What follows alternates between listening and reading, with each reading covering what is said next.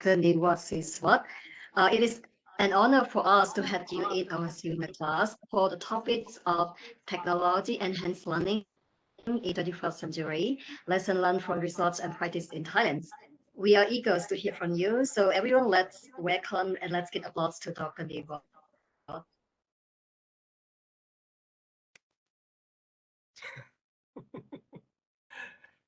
Okay, this is my time, right? Okay, good afternoon, everyone. So thank you for inviting me as a speakers for today's seminar, and this is very good opportunity for me. It seems like I come back to MUIL again because actually I'm an alumni from the MUIL, and today is a very good opportunity for me to come back again by presenting my work and ideas about the technology enhances learning in 21st century. And please allow me to share my screen. This is just probably the fourth time that I use the WebEx. If something happen or any problem happen, please help me about this.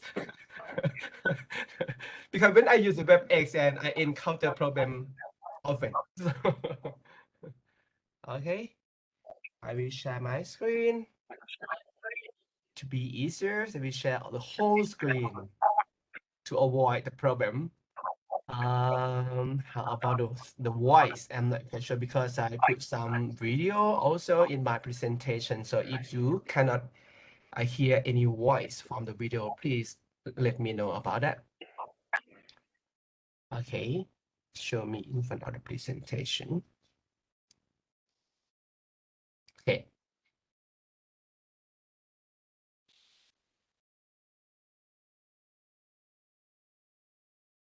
Okay, you see my slide, right?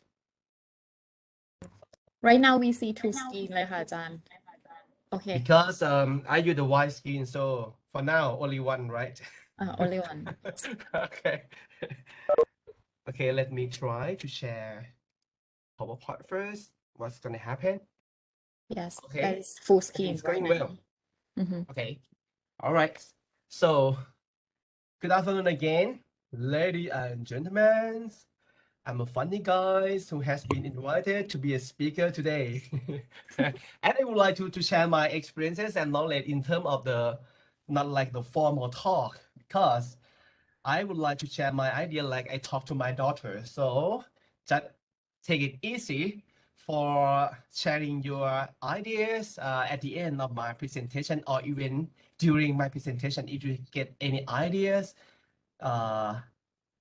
like a pop-up idea that you would like to discuss with me. So today talk, for the title of the today talk is about the technology enhanced learning in 21st centuries, and I put more sentence like the lesson learned from the research and the practices in Thailand. Because after I finished my PhD at the MUIL, this is probably the 13 years already. And after that, I try to pursue my passion. The way that I try to apply, develop, and design the digital technology to support, particularly on the science, learning, and teaching. So today I will share with you guys about the way that I doing my research and the way that we try to improve the better teaching practices by using the digital technologies in Thailand. And I mentioned that I'm an alumni of the MUIL, so you can see I try to discover my pictures on the internet. So it's very difficult to find that one because it's about 13 years already. So that's just the pictures that I can bring it from hi-fi social media. I think everyone know about hi-fi, right? It's very old-fashioned social media platform. However, I can find my picture at the time that I study at the MUIL just only on the hi-fi social media. So that's my life at during my PhD study there, and just only one formal pictures that I can obtain from the internet, like the first one, very small one. At that time, I am the singer with Ajahn Pachari, with Ajahn Vachari. So we sing for the MUIL in some contest. I cannot remember that one. Yeah, we practice a lot to be the good singers, particularly on Ajahn Vachari, Gate Pitch and Narong. So she stand with me and every time. So we do the chorus, right, Ajahn Ui? จันเจอ pay more concentration to keep Okay, note okay. right Because I start with my idea, I would like to talk for today, like I talk to my daughter. So I don't want to make it formal, too formal. Sharing. So and that's my at the time that I study in the at the MUIL programs. So I study in the batch 3 with Ajahn Piyashat and Ajahn Pilom there. So I think you know them very well. And at the time I did a lot of the how to say the non-academic activities and all of the acts, it's gonna be the first time for me, like the singers for the events and the competition in the Songkran Festival on the New Year Festival. So if you would like to know more about this, Akachan Vachari. And I used to be a cheerleader. you mean you agree for me to share your picture at that time Sure, please. Why not? Okay, and I did a lot of that's the first time for my life. I used to be the cheerleaders for the MUIL. Yeah. How can everyone, particularly for my student, they can believe I used to be cheerleader for the sport tournaments and also the MUIL soccer players that are one of the favorite sport that I play at the time that I studied there. After I finished my PhD, so I pursue my dreams, I pursue my passions on the doing the research in the education, in the teaching and learning. So this is a slide that I share with the researcher in Thailand at the time that the NRCT, National Research Council of Thailand, invite me as a speakers, like a young researcher, something like how can I pursue my dream after I finish the PhD program. So I just would like to share for you that I apologize for some part that I show in Thai language. So I have no time to correct it into English.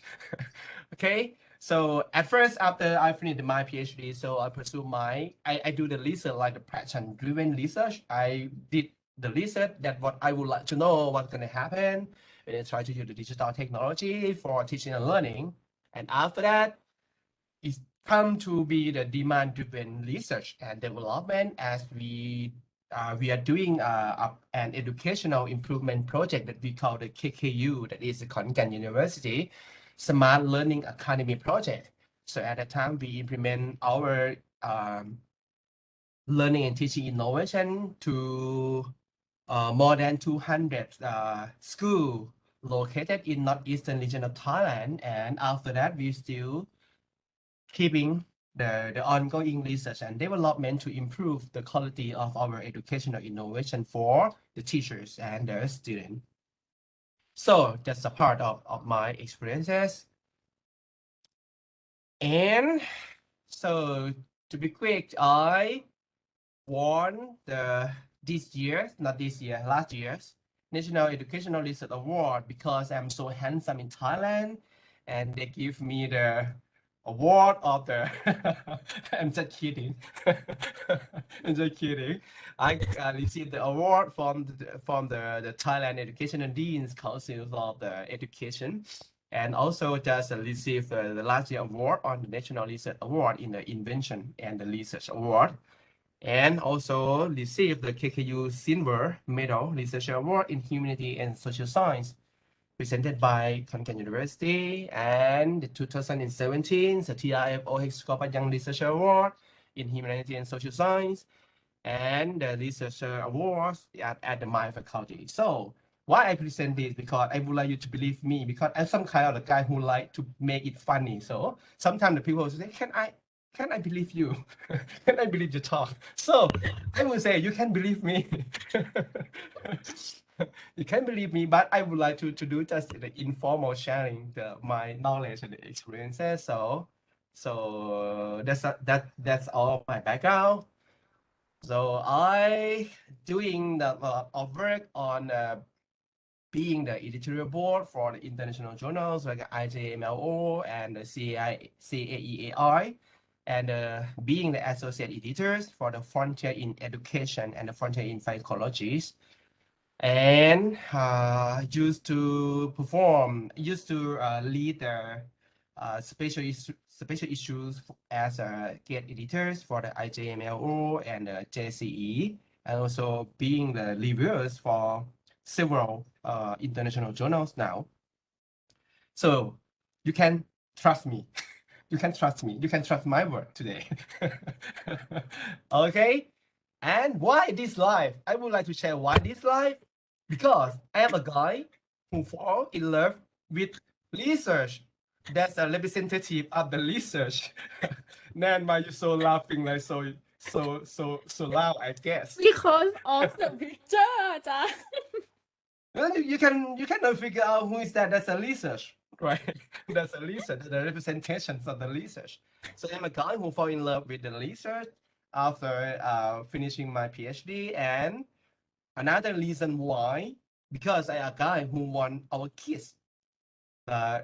She is my personal research subject, having better learning opportunities for her future life.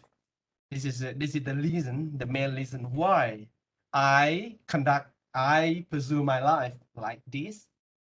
Okay, just to do the ice breaking before I share my academic experiences. Okay, so thank you for the Institute for Innovative Learning, Mahidol University, to give me opportunity for sharing my experiences on the technology enhances learning in the 21st century lesson learned from research and practices in Thailand. You can see my voice turn to be the formal voice. Okay. Okay, so I have a number of chapters for present to you guys today. So I would like to start with the first chapter that I would like to share when we talk about technologies. That's the main keyword of today's talk. So we think about both teachers and learners.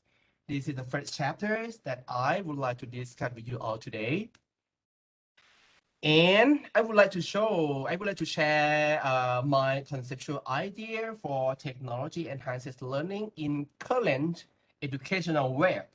So as we see, I believe that you have seen several ideas about the technology enhances learning. And as you know, in Thailand context, clearly most of the educational reformers, they try to move up our national curriculum to be the competency-based education, right? I believe you know about that. And for now, this is a conceptual idea that I would like to share with you that in terms of the current idea for my research and experiences, I would like to share when we talk about the technologies, we think about both teachers and the learners. And I use these figures from the OECD to share my idea here. You can see on the upper position of the figures, we talk about the student traditional learning outcomes regarding to the knowledge, skills, attitudes, and values. I think everyone know about this. And also when we talk about the student learning competency, we think beyond the knowledge, skill, attitudes separately. So this is a very important idea and it's a very common idea, but it's not easy to do that. I think you know, it's a very common one, but it's not easy to do it better. It's not easy to do it with a good quality. So we need to do the research and development, how we can turn the how to say the goals for the technology enhances learning in the many years ago part. We might think about the knowledge, skills, attitude, values, behaviors, and so many learning outcomes separately. Most of the research conduct something like that, but for now, we should think more on the student learning competencies as well as when we talk about the teachers. The teaching competencies is very important also. And the traditional training outcomes, most of the teachers, we think about the PCK, the TPAC that focus on just really the knowledge, right? And we think about the skills beyond the knowledge. How can they use the technology for the class effectively, and also the attitude. So this is just a part of my idea that I would like to share to you guys for today. So when we talk about teachers and the learners, so both are different, right? So the very challenge mission is how can we maximize the learning for the two? They are different. They are so a huge of the difference. So exactly, we cannot do the same recipe of the learning for both. So how can we maximize the learning for the two? This is a very important idea and a very important research question. So the second chapter, when we talk about TEL for the teachers, we talk about TPAC for now, because my topic is about the TEL in 21st century education. So why? When I talk about the TEL for the teachers, I think about the TPAC. So why? So from the PCK to the TPAC, I think everyone know about this. So at the end of the 20th century, so everyone know about the PCK proposals by Professor Schumann, right, in 1986. So he talked about the content knowledge and the pedagogical knowledge, and also a combination between the pedagogies and the content. But at the beginning of the 21st century, most of the educators, researchers, developers, teachers, they know more about the TPAC. That is the technological, pedagogical, and content knowledge, right? The technological knowledge come to integrate into the PCK, and then they use the very simple word that we call the TPAC. So when we talk about the teacher knowledge in the 21st century education, why we should think about the TPAC? Because they have some reason, I believe, they have some reason why we should move up from the PCK to the TPCK or the TPAC. So if you would like to study more about these literatures, you can take a look closer on the reference under the slide.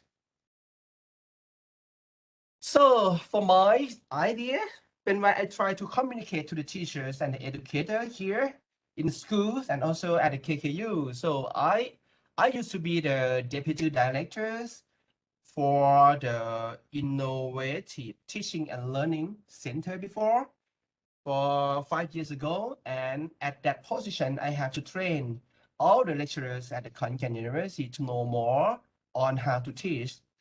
So the lecturer from the Faculty of Medicine, from the pharmacy, from the dentistry, then so many faculties at the KKU, they come to learn with us on the idea how can we provide the better qualities of the teaching and learning for the Gen Z learners at the KKU. So this is a slide that I try to communicate to them. So typically in terms of the science learning context, we try to teach the science-based content to the learners, right? And as you see by the natures of the scientific content, science is very abstraction concept, very abstraction to be understand for the learners. And also the complexity of the science content is another problematic issues that the learner always encounters when they try to learn science.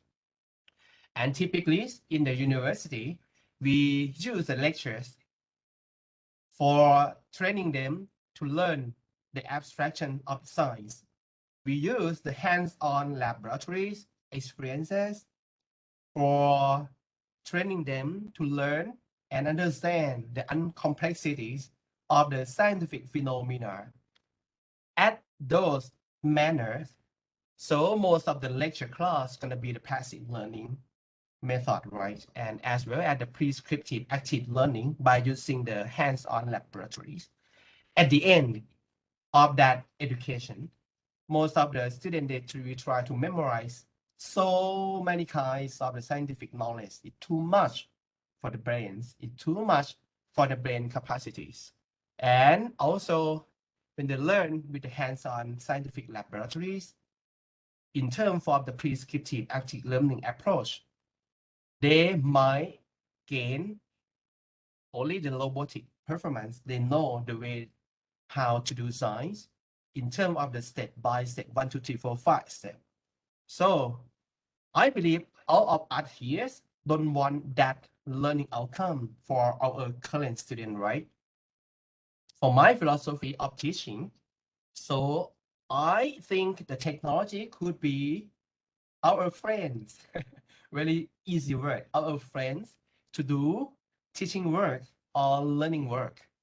So when we put the technology like the visualization technologies, we can simplify what happened in the abstract scientific phenomena.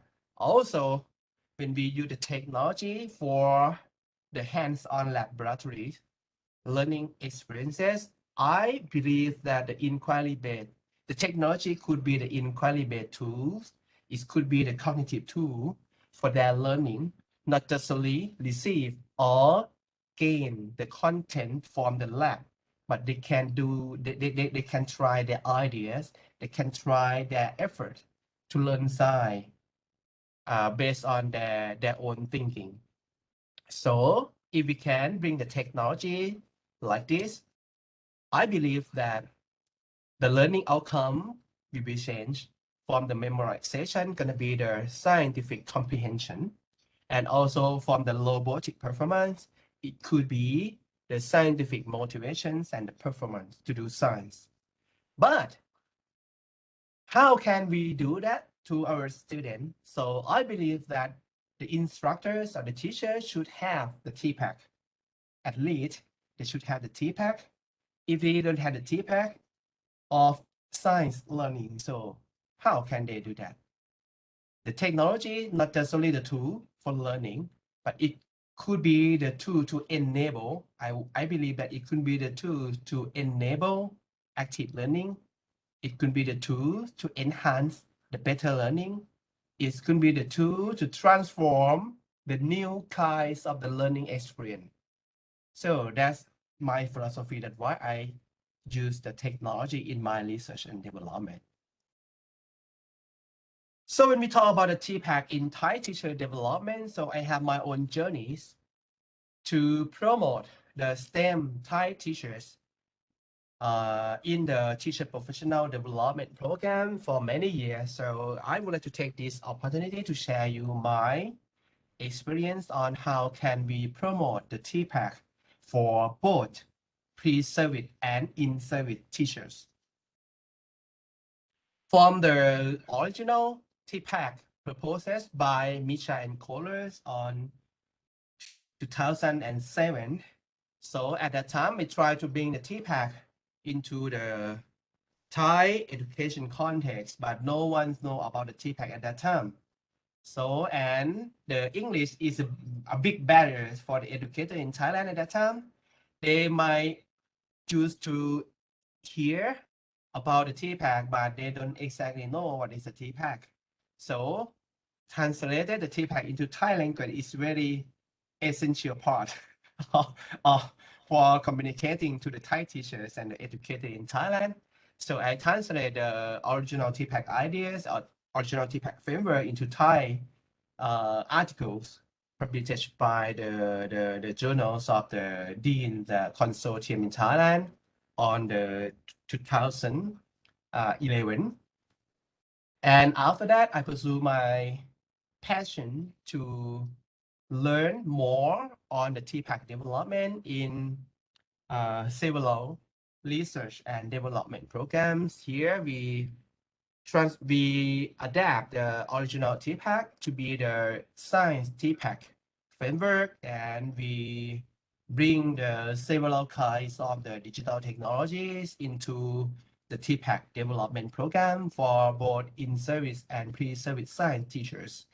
And also at the latest research, we select to use the andragogy concept, that is the theories of the adult learning, for training the in-service teachers who are not the young learners, but they are adult learners.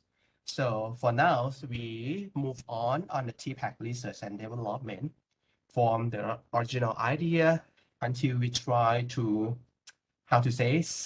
we try to seeking the better way. How can we prepare the TPAC for the in-service science teachers and also for the pre-service science teachers? This is the first research that I share in the conference, and then has been selected as a selected paper to publish in a journal organized by the Korea's Association in Science Education.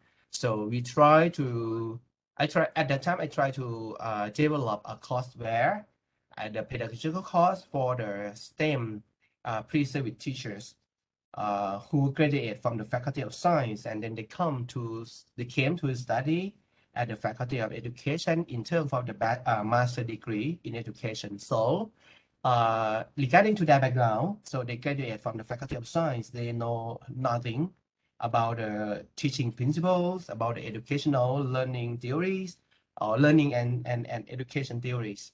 And so we try to figure out the better way that we try to promote them to gain the TPAC. So this is the research. At the time, they came from the several majors, ranking from the physics, chemistry, biology, and not Kanisat, mathematics, and computer science. Computer science. And at the time, we have to design a very, how to say, particular TPAC coursework for the student who came from the different background and for the student who graduated from the Faculty of Science. So we use the case-based learning as the approach for training them, not just lecture them the theories about the TPAC, but just lecture them or teach them about the content knowledge about the science and mathematics and the computer science. But we try to provide a shortcut of the learning by using the case-based learning approach. We provide them with several cases that implement, that apply the technologies in terms of the science learning, mathematics learning, and computer science learning. So the result is we found that they gain the better knowledge regarding to the TPAC framework. That's the research that I conduct on the 2012. It's about 10 years ago. So I would say the case-based learning approach would be one of the effective pedagogy that you might be able to use when you would like to train the TPAC competencies or the knowledge about the teaching to them, particularly for the student who graduate from the Faculty of Science, that the result and the finding that I obtained from my own work. Okay, to go faster, so for the next study, I share my experiences on design, the multi-year coursework. I would say the multi-year coursework for the TPAC development. So for the research, I published in the Research and Practice in Technology Enhances Learning. So I adapt the original TPAC framework to target the technologies of the microcomputer-based laboratory and simulation. And I train the pre-service physics teachers to know more on how to use the technology for their physics class by using the inquiry-based learning. So for the multi-year coursework for the student, the pre-service teachers in the second year, so we train them to know more on what is the possible technologies that they can use in the science class. So in terms of this research, we use the research-based learning as a platform for their TPAC development. So in the second year, they learn about the technologies itself and it benefits to the learning.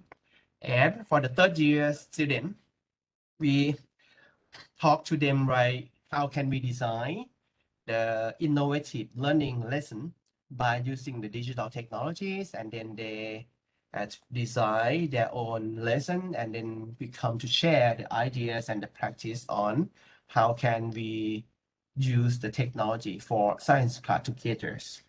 And for the fourth year, we allow them to conduct the baby research. We use that word to be the common word, the baby research or the pilot study, the pilot research on how can they use the technology for promoting the student learning competency in science. This is a part that at the KKU, we have our KKU demonstration school that connected to our faculty. So every time that we bring the pre-service science teachers to do the research, to observe what happened in the real class.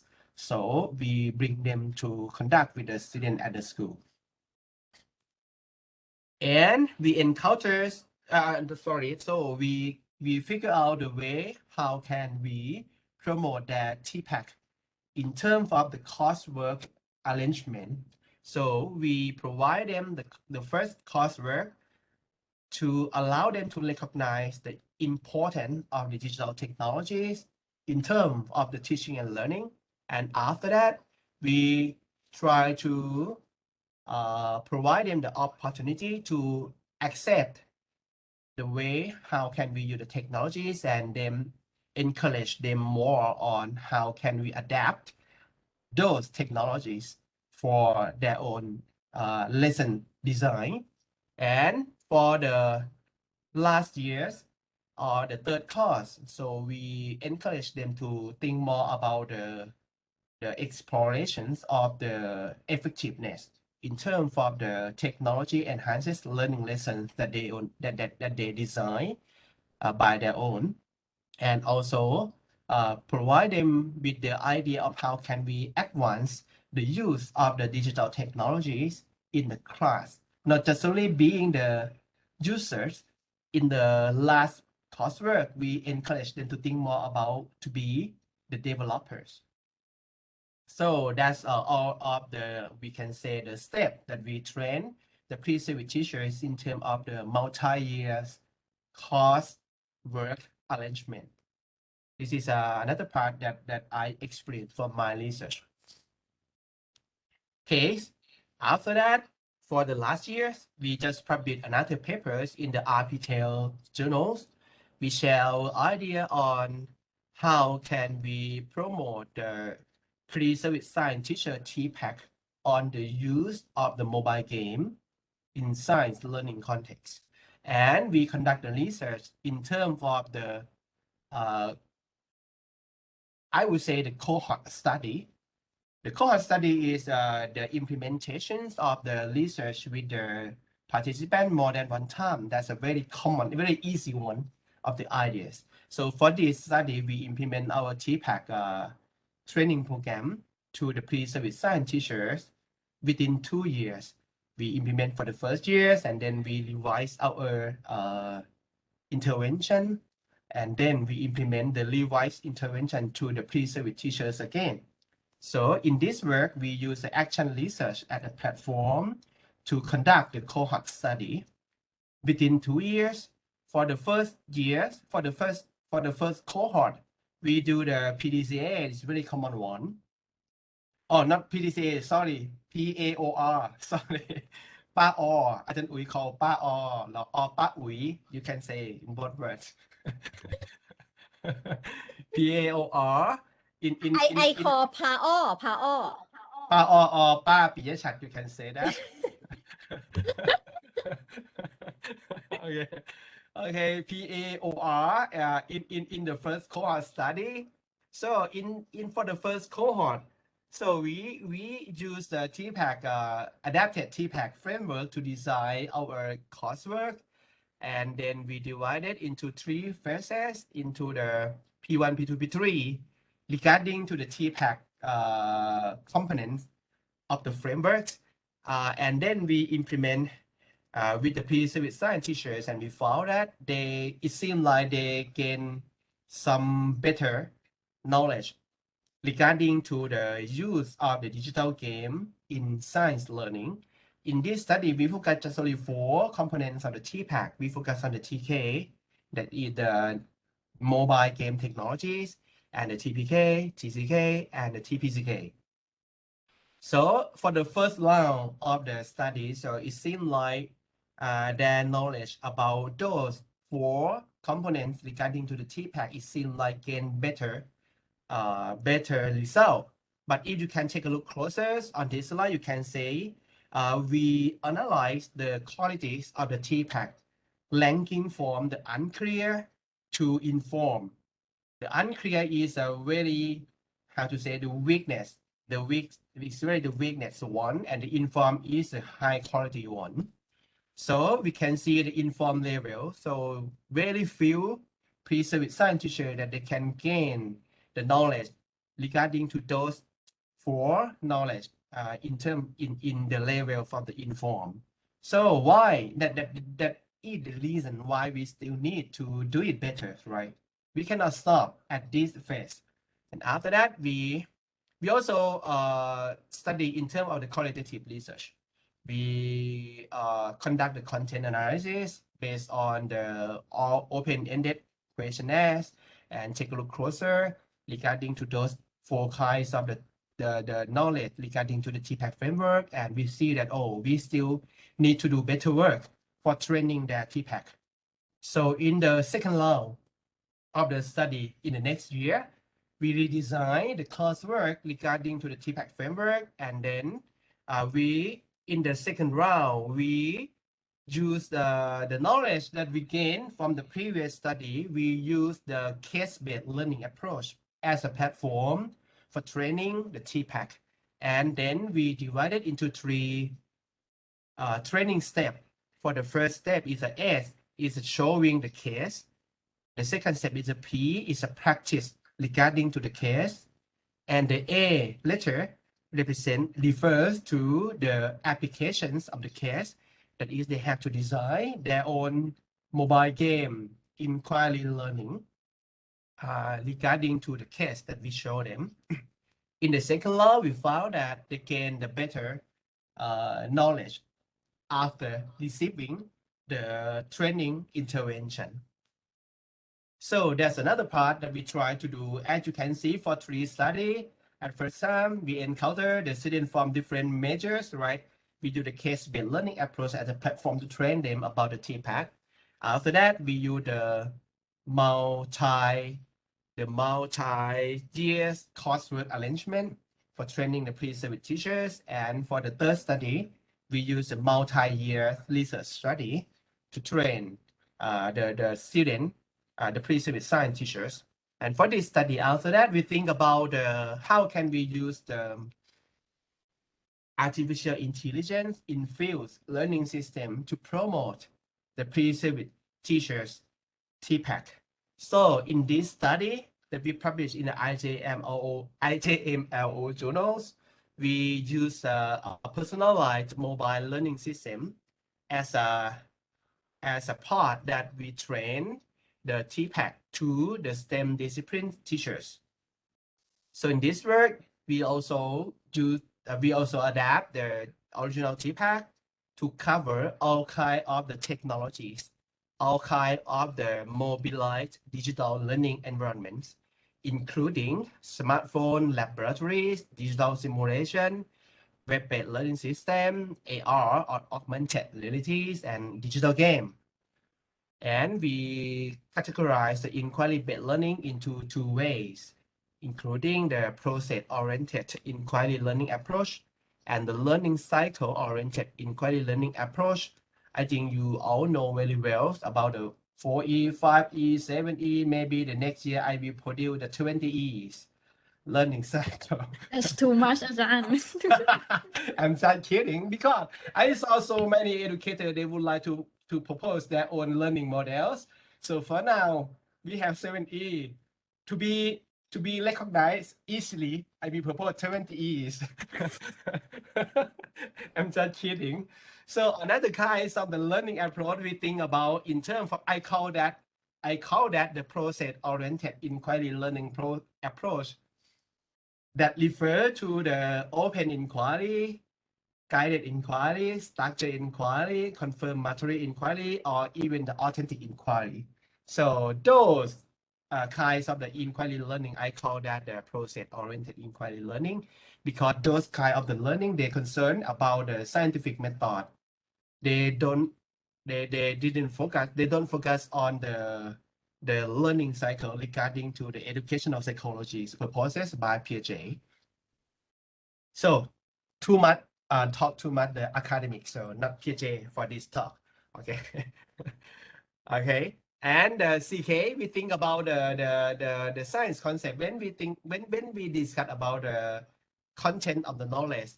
In terms of the research, we think into 3 dimensions. The first one, we think about the essence of the science concept. The second one, we think about the learning difficulties of the science concept, and also the common misconception inside, held by the student. So in this work, we work with the computer engineering, my friends who are the lecturers at the Department of Computer Engineering at the Faculty of Engineering. So we work together in a project. So we develop a personalized mobile learning system regarding to the TPAC framework. So this system can provide the teachers training by recognizing their learning profiles regarding to the conceptual understanding about the teaching, and also their learning styles, and also their personal devices, and the signal that they use for the internet connection. In this system, we design so many modules for the teachers' trainings, and then the system can personalize their TPAC learning, can adapt the TPAC learning regarding to their learning profile. So this system developed to use with the STEM discipline teachers in the KKU Smart Learning Academy that we implement to about 200, for now is 42 schools located in northeastern region of Thailand. So as you can see on the left-hand side pictures, there are so many teachers that we train regarding to the TPAC framework. Is already for 7 years already. And in the right-hand side pictures, there are that is my team. That's a very handsome guy who do something like this. And my friends are close to my left-hand side. That's my friend who graduated from the Carnegie Mellon University, the top university in terms of the computer science and computer engineering. She come to work with me because she had her own her own son, and she would like to not just how to say complain to the education quality in Thailand. If we complain, we can complain for the whole of our life. So now we are the one who would like to do it better, not just only complain. So I convinced her to work with me like that. Would you like your son to learn better? Would you like your son to study better in KKU demonstration school? Come to work with me. So I convinced her, and finally, she is my victim. And just kidding. We work together for 7 years already, and for another lady in my left-hand side, so she is a biologist at the Department of Biology, Faculty of Science. So we bring several researchers from the several discipline to work together, because my hypothesis to the educational improvement now is I think why Thailand cannot transform the education for 3 decades already. I would say 3 decades already, right? We do the reform in the educational system in Thailand for 3 decades already. However, the PISA score and so many, how to say, the evaluation system still indicated that the quality of education is still lower than other emerging countries, right? So that's why my hypothesis is that possible that if we would like to transform the education quality in Thailand, we cannot do just only the knowledge from the education discipline. That is my hypothesis. For now, I make my hypothesis that, we might need the knowledge from other discipline to combine together, to integrate together, to create or produce the better qualities of education for Thailand. So that's why in this project, we bring the researcher from 7 faculties who expert in the several discipline for working together.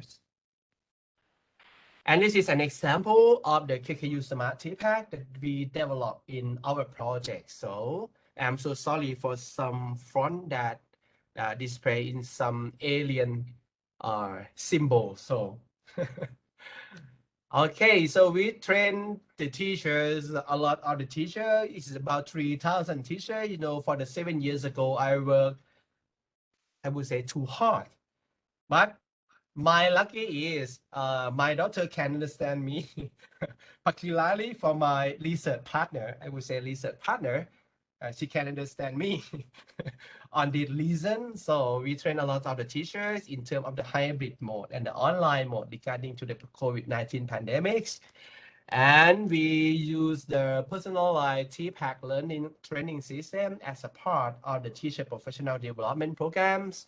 They can log in into the system by using their mobile devices. They had an interface to connect between the user, that is the teachers, and the learning module inside our learning system. And the system will analyze their learning profiles, their learning styles, their mobile devices, and then customize the learning content to the teachers.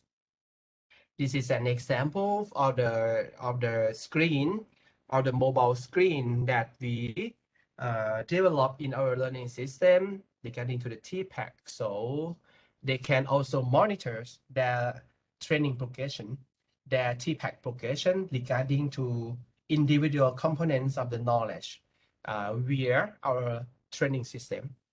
And also you can see on the right hand side figures, you can see the different color that represent the different levels of the knowledge regarding to the TPAC. And the teachers who are the trainer, they can also monitor themselves on the development of the TPAC regarding to the individual components of the knowledge and also the holistic knowledge of the TPAC. And for the last research regarding to the TPAC, because when we talk about the technology, we talk about the TPAC, right, for the teachers. For the last one, we just finished the implementations of the TPAC teacher professional development program by using the andragogies. I would say andragogy is not the new ideas in terms of the education, but I would say it's very new ideas in terms of the Thailand context. I never seen the educators use the andragogy ideas in terms of providing the adult learning before, but I saw some educators, they might discuss about the andragogies and the pedagogies, right, and hutagogies. I think if you would like to study more, they have the 3 keywords about the teaching and learning for the people in different age, in different generation. It's about the pedagogy. I think you always know about this word, and andragogy, that is the theory about the adult learning, and also the hutagogy, that also is the theory of the adult learning, but with self-directed approach. So in this work, we integrate the andragogy idea into the TPAC framework proposed by Michelle and Kohlers. You can see for training the TPAC, the teacher TPAC. So we provide them the experience by using the andragogical principle. So this is the latest research that we worked on the TPAC development. And we also use the TPAC personalized learning system for the teacher in this work. And this is an example of the screen. And in this work, we provide them like a hybrid mode of the training, because we still believe when we would like to train them about to gain the teaching competencies or the teaching comprehension. So we still need to do the hands-on training. So we carefully design the TPAC teacher professional learning program consisting both the face-to-face trainings and the online training by regarding to the andragogies and the TPAC framework. So this is an idea that we just published this research in the Educational Technology and Society journal. We train them in 4 times regarding to the 1 year program. And I use the word capsule training. Why I use the word capsule training? Because in every modules or every lesson we design by regarding to the TPAC, the individual component of the TPAC. So I use the word capsule training for the TPAC development in this research. So we provide them with a 1 year capsule training regarding to the TPAC, and it's about 200 teachers involved in this study. We use the personalized learning system as a part of our training program, and they learn with us in 4 times regarding to the content, the STEM discipline content, regarding to the composite material, the friction, the photosynthesis, and the light and the vision. And we use the different kinds of the technology for the TPAC development, like the hands-on sensor laboratory, by using the smartphone, the computer simulations, and also the blended laboratory. That is the hands-on and the online training.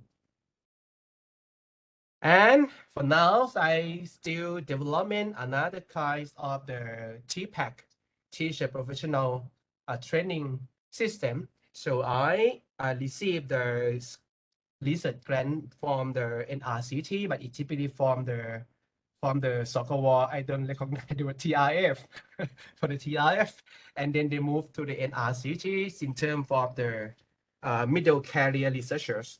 So for now, we develop the personalized technological, pedagogical, and content knowledge training system for teacher. I call the PTPAC. That is the personalized TPAC system. So for now, we still develop so many kinds of the content for the teacher knowledge of teaching development. So I hope that we can release for training the Thai teachers in the next year.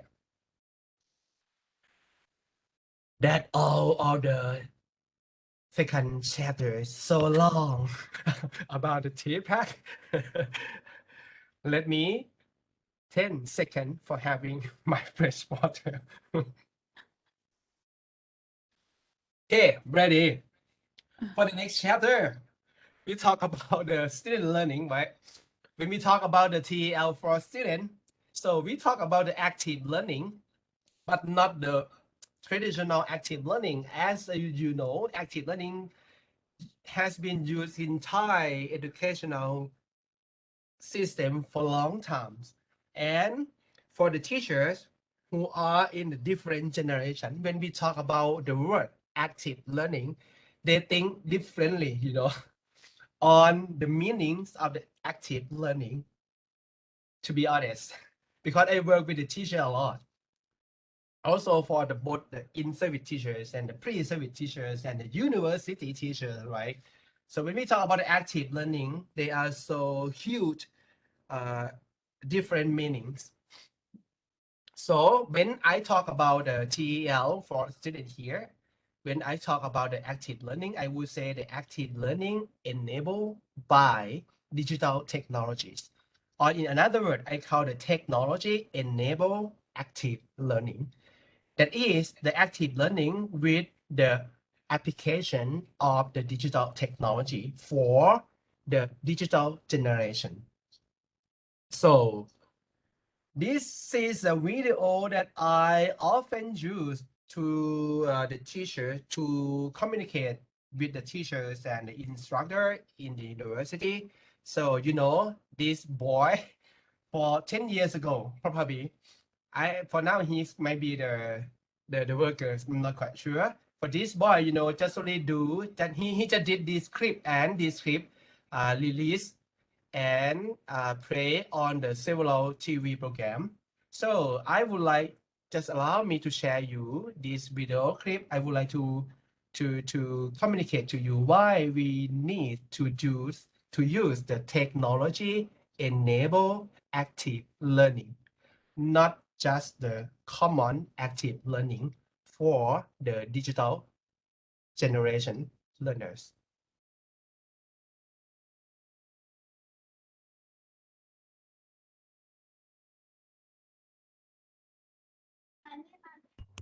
เสียงไปไหมครับ I think I cannot hear the voice อาจาร มา ย์ ค่ะ มันเบามากเลยค่ะ มันเบาเหรอครับ โอเค ได้แค่นี้เนาะ โอเค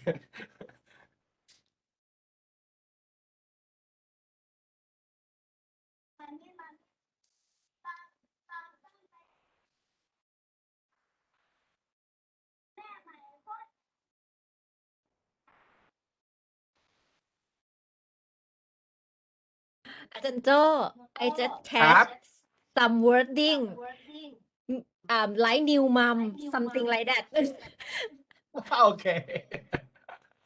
This is a very funny story, you know. I always use this story to communicate to the teacher why we need to transform ourselves for teaching to the new generation learners.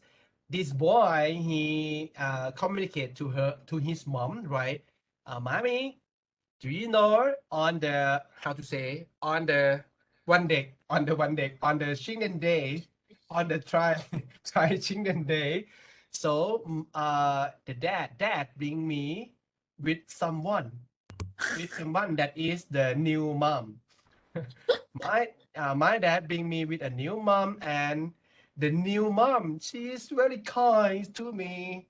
She bought a lot of toys to me, something like that. And you know, for a lady who stand behind this boy, she turned to be the old mom suddenly. He turned to be the old mom suddenly after this boy communicate to her.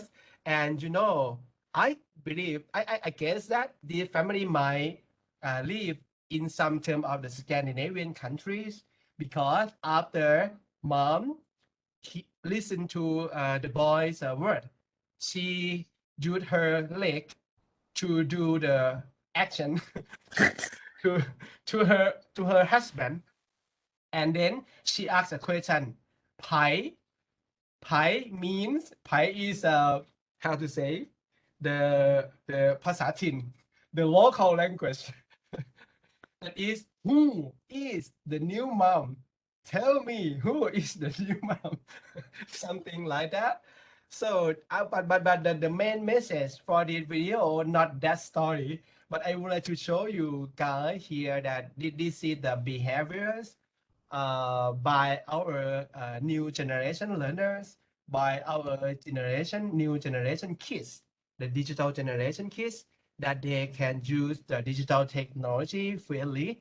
They know the way how he would like to capture the story with him, his mom, and his dad in the same frame. Like you can see his effort try to confix the frame of the video, including this boy and his mom and his dad.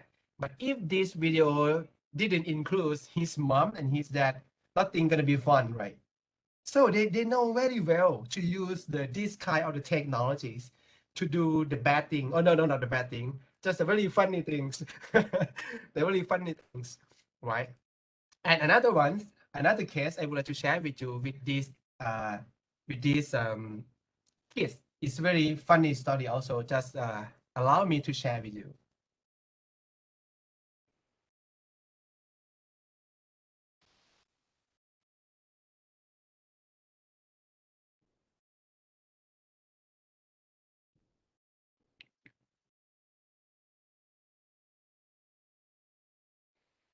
So we didn't hear the voice from the video.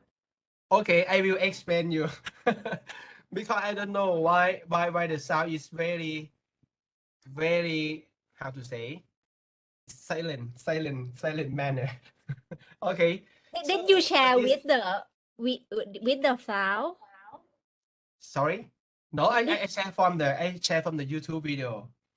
Yeah, because when you share the presentation, you need to select share with sound, some kind like that, similar to when we share in the sound, or Zoom. share content, or share with browsers. So Yeah. that's why not teach you. This is the first time that I use the WebEx. I can share content, right? Share content, share video. For now, I didn't see the option. So just now. you need to select the drop down list. Yeah. It's need to tick in optimize for motion and video. Optimize for motion and video. Yes. Optimization, where is this? I didn't see optimization menu. Yeah, that's why you can Okay. explain by your own Yeah, words. let it go. I will explain you. Okay. So this kid, she have some argumentation with her mom that her mom don't allow her to do some action, I guess, and she complained. She talked to Siri. You know, Siri is an AI in her mobile phone. She talked to Siri that she talked to Siri that, oh Siri, do you know my mom? She really, how to say, she made me sad or something like that, and my mom don't allow me to do some things. So Siri talk to her, right? For this, I cannot understand what you're saying. Something like that, you know. As you know, Siri can respond suddenly to the users.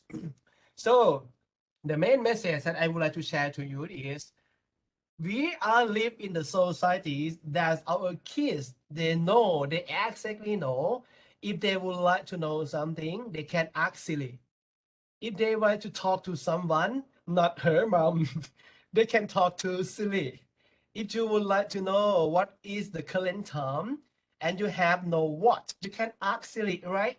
If you would like to go to somewhere without no map, you can talk to Siri. Eventually, might bring you to the river or the mountains, or so many places. So I would like to share that the main message is we are living with our current kids who know very well how can they use the digital technologies for living as well as for learning, right? So that's why we need to transform ourselves to be the better version of teachers who can work with the digital generation, right? So that's the main message that I would like to share with you by using these videos. And in terms of the providing the better qualities of the learning อาจารย์โจ้คะ ecosystem ครับ Can I share for the previous slide the example? The previous slide. Yeah. Yeah, for the digital native, no, it's come from my twin son experiences. Okay. Yeah. Sure. Please. Their teacher asked them to do some worksheet, and I haven't have a free time to teach them. After that, they said, yeah, they got the answer. I asked them where you come from. You come up with the answer. They said, yeah, it's easy. Just type the Google. Where is the answer sheet of? Use the สำคัญและฟันหนูอะ yeah. The worksheet on, so for example, 101 or 302 or what else, yeah, they come up with the answer sheet. Yeah. Just use my video to talk to the teachers.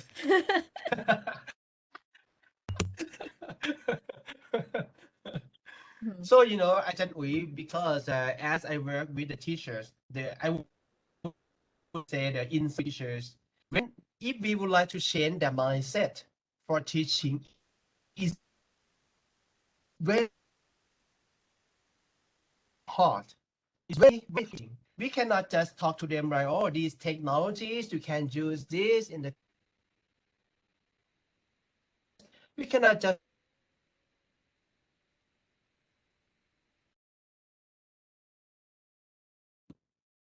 Nan internet is cracking ใช่ไหม ใช่ค่ะ I think. Okay. Yes.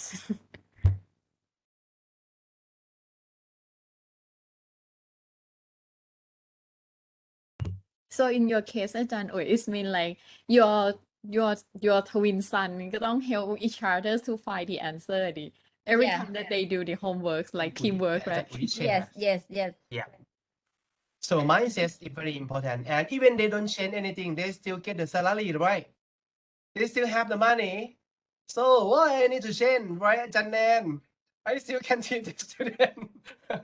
So most of the teacher in Thailand, I would say that is their belief. But for now, we need to not convince, okay? Just discuss together, put our heart at the center of our development. So why we need to use the technology, not just the technology itself to be better for the learning and teaching, but we are doing for our next generation, who are the generation who can use the technologies very well for their living and the learning. Wow, so handsome for me.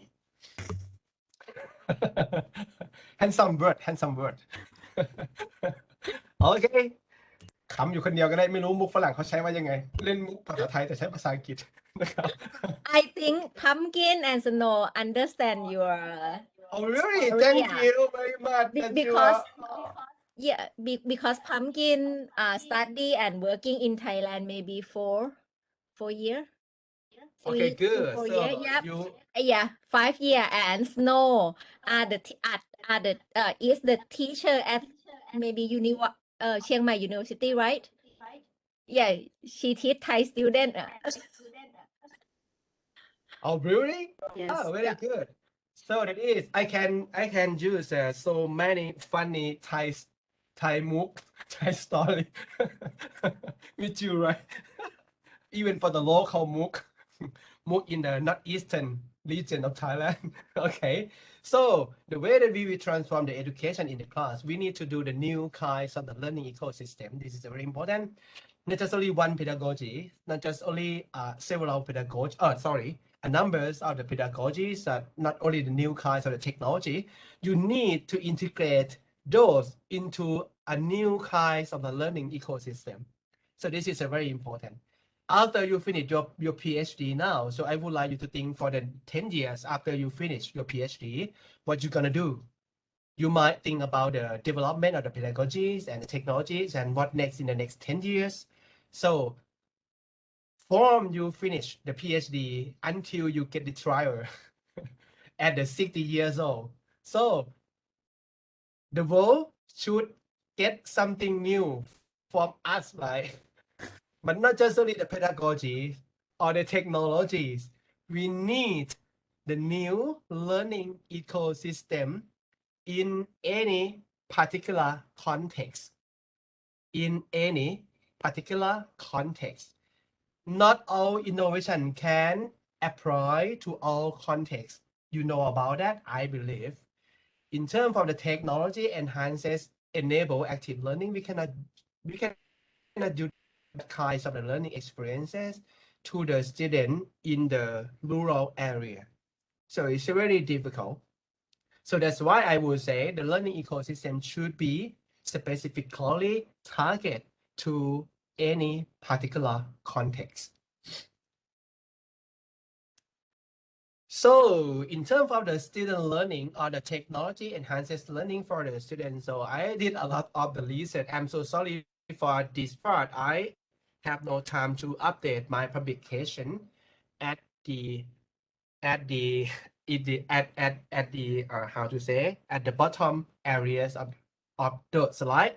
So I for my PhD student research, so I developed the electronic notes system that is in engineering research first, and then I transform or I turning the engineering research to be the educational lessons or the learning experiences. I use the electronic note system to provide them to learn about the science of the smell and to let them learn about the way that the engineering they create or they produce the innovation to address some specific problems. Like I believe you know about the tester, right? Who have the very good nose to detect the different kind of the smell. And if I can born in the next world, I would like to be a man who have the career in the tester because I am a man who like to test the alcoholic beverage all the time. So that's my dream in the next world. In the next world. Oh, Okay, I just would like to get you laughing during my talk. Okay. So I did a lot อา of จาร the ย์โจ้ research to develop the จ้า for alcoholic beverage อะ not just smell ไง you need the taste yes. electronic on tongue. your Yes, yeah my advisor, he has the research plan to develop the electronic tongue for this year. อาจารย์ธีรเกียรติกัจเจริญ who are the lecturers at the department of the physics. Good. But at first time, my work is a prototype for the electronic notes, and for now they apply the electronic note for the several industry, like in the gasoline pump, the gasoline station. Sorry, in the how to say wine industry, and in detecting the smell from the malik rice, jasmine rice, not malik rice, jasmine rice, and detecting the smell from the durian, something like, you know. I think And for about now, something, as อาจารย์ we mentioned, If yeah. if right now we can develop like the digital tongue, so Chef Pom is might be Yeah, right. We can yes. So Ajahn Nan can be the master chef with the electronic. You can practice more and more when you try to cook food by yourself and you put it into the system, and then it can detect how good it is. no need to before ask your you friends to before you taste do for the you, food no? for others. Yeah. So my advisor, he just received a new grant for developing the electronic tongue, and he will combine it from the electronic tongue to the electronic notes. So even I'm an educator now, so I still keep going to study more on the engineering work, on the STEM work, because in at the my faculty, I would like to bring my pre-service science teachers to know more on the contemporary science and the engineering, not just use the traditional science and engineering for teaching and learning in the school. When we talk about the Newton laws of motion, so no one would like to understand more on the Newton laws of motion because we have no idea. When I drove my car, I never think about the Newton before. When I drive my car and I get a ticket from the police, Newton cannot help me. Right? When I learn about the kinematics, I know about how can I calculate the average speed, the average acceleration. So no physicist can help me to understand that. So we learn something that we never use it in our life again. We do. I discussed it a lot with the science educator in Thailand, even in some key man for science and technology education in Thailand, like IPST, to be honest.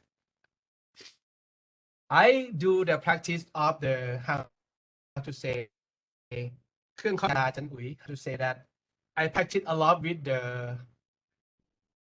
frequencer. I'm not quite sure.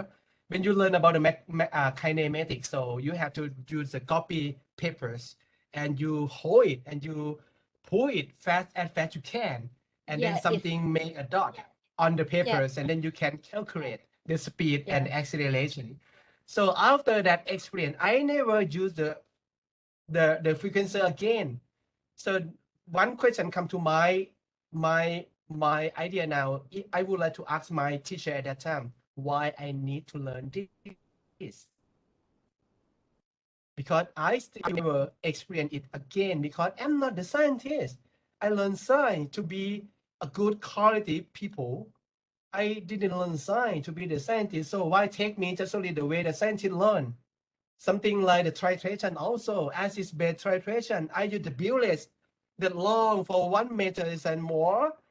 And when I walk into the market and I would like to buy the, pala, I don't know how to call that, fish sauce, the local fish sauce in Khon Kaen. And I would like to know the concentration of that fish sauce produced by the the producers. So I would like to know how much the concentration is, but I cannot bring the bullet into the market, right? So I have no idea how can I calculate the concentration. So some kind of the experience for the one who learn science and they might not be able to be the scientists in the future, but we have to learn the same way with they train the scientists. So change your mindset to address more wider peoples. So that's the one lesson that I would like to share to you. As well as why I use the sensor technology for the student. I would like this kind of the learning experiences that I show you on this slide. For the student who fall in love with the science, they're really happy to do the experimentation with using the sensors, with using the new kind of the scientific research or the engineering research.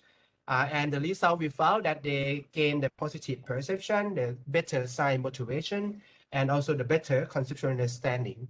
This is the finding that we found when we try to use the sensor technology in science classes.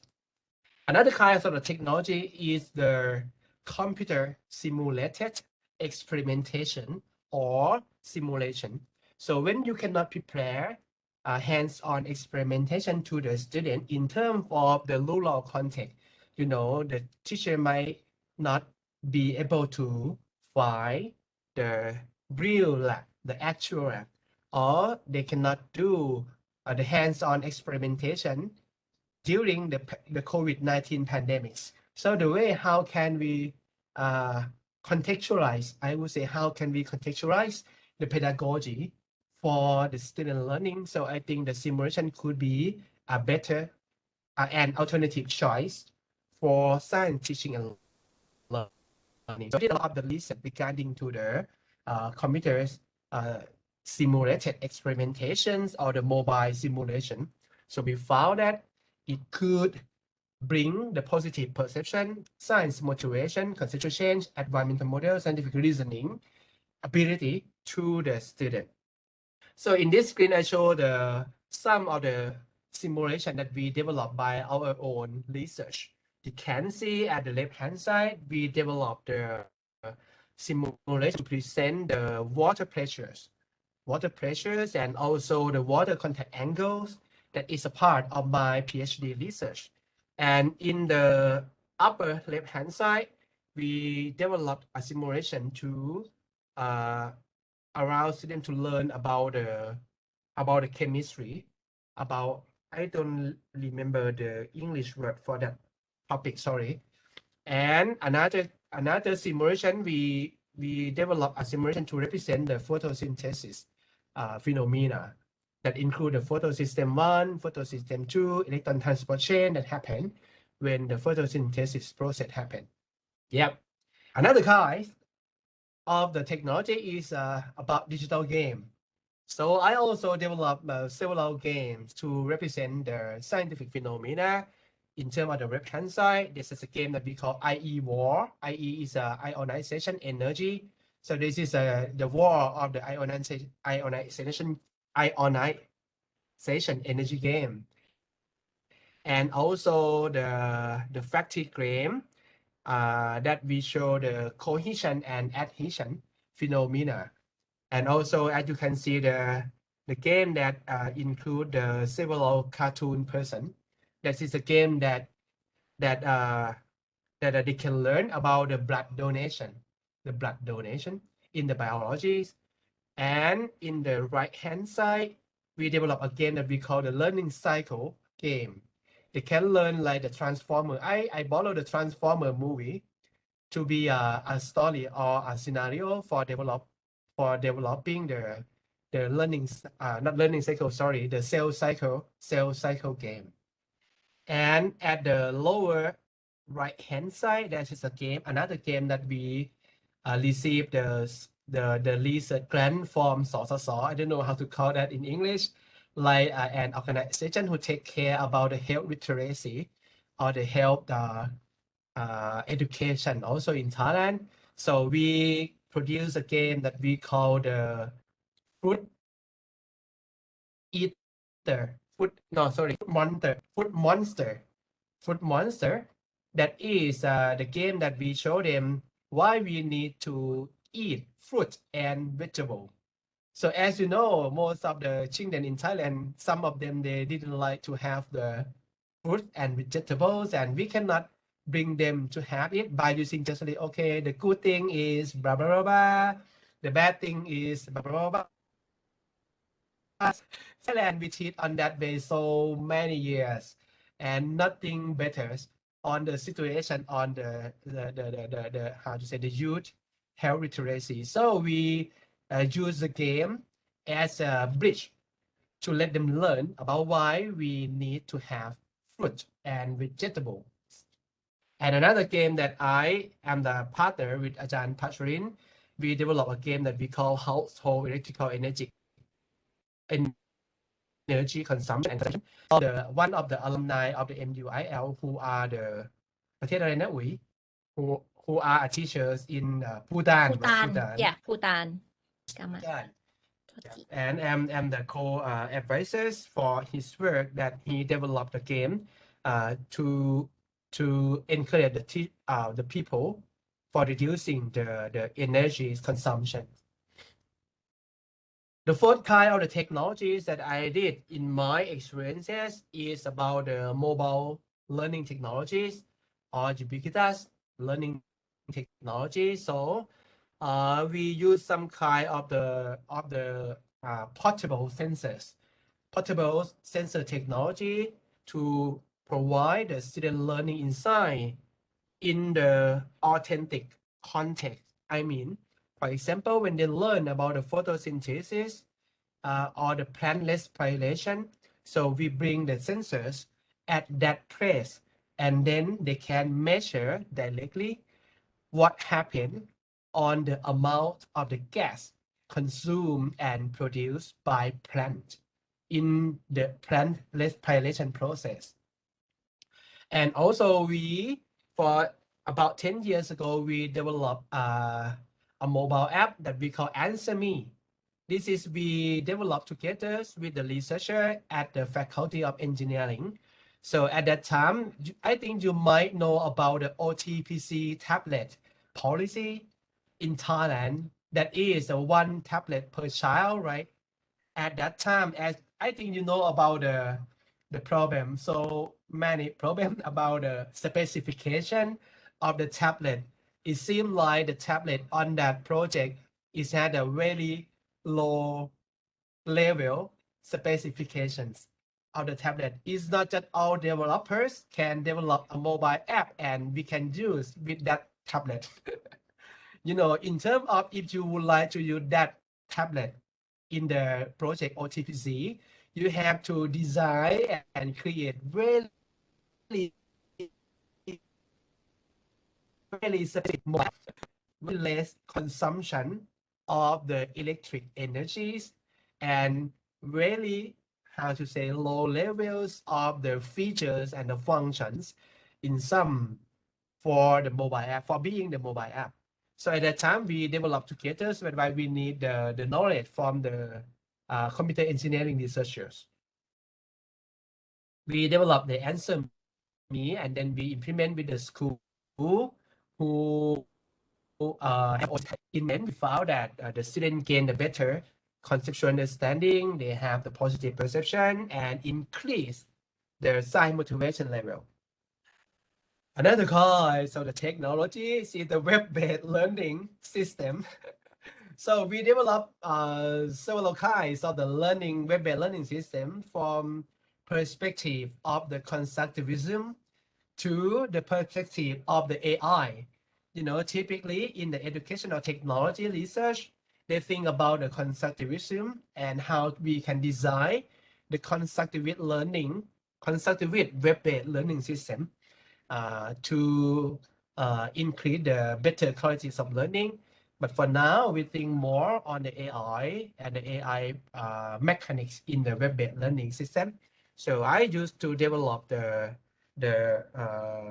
web-based learning system to promote the better quality of learning. So this is and what we found is they gain the better learning outcomes here also.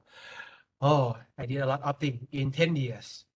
because I fall in love with research, and I mentioned before, not a lady with research. Okay. And the last kind of the technologies is about the AR. I used to develop many learnings, many AR learning materials for promoting the chemistry learning and the biology learning. In terms of the use of the AR, I think about the chemistry and the biology because most of the chemistry and the biology phenomena include with the invisible situations and events. So that's why we need something to provide them better vision, better learning by using their common sense.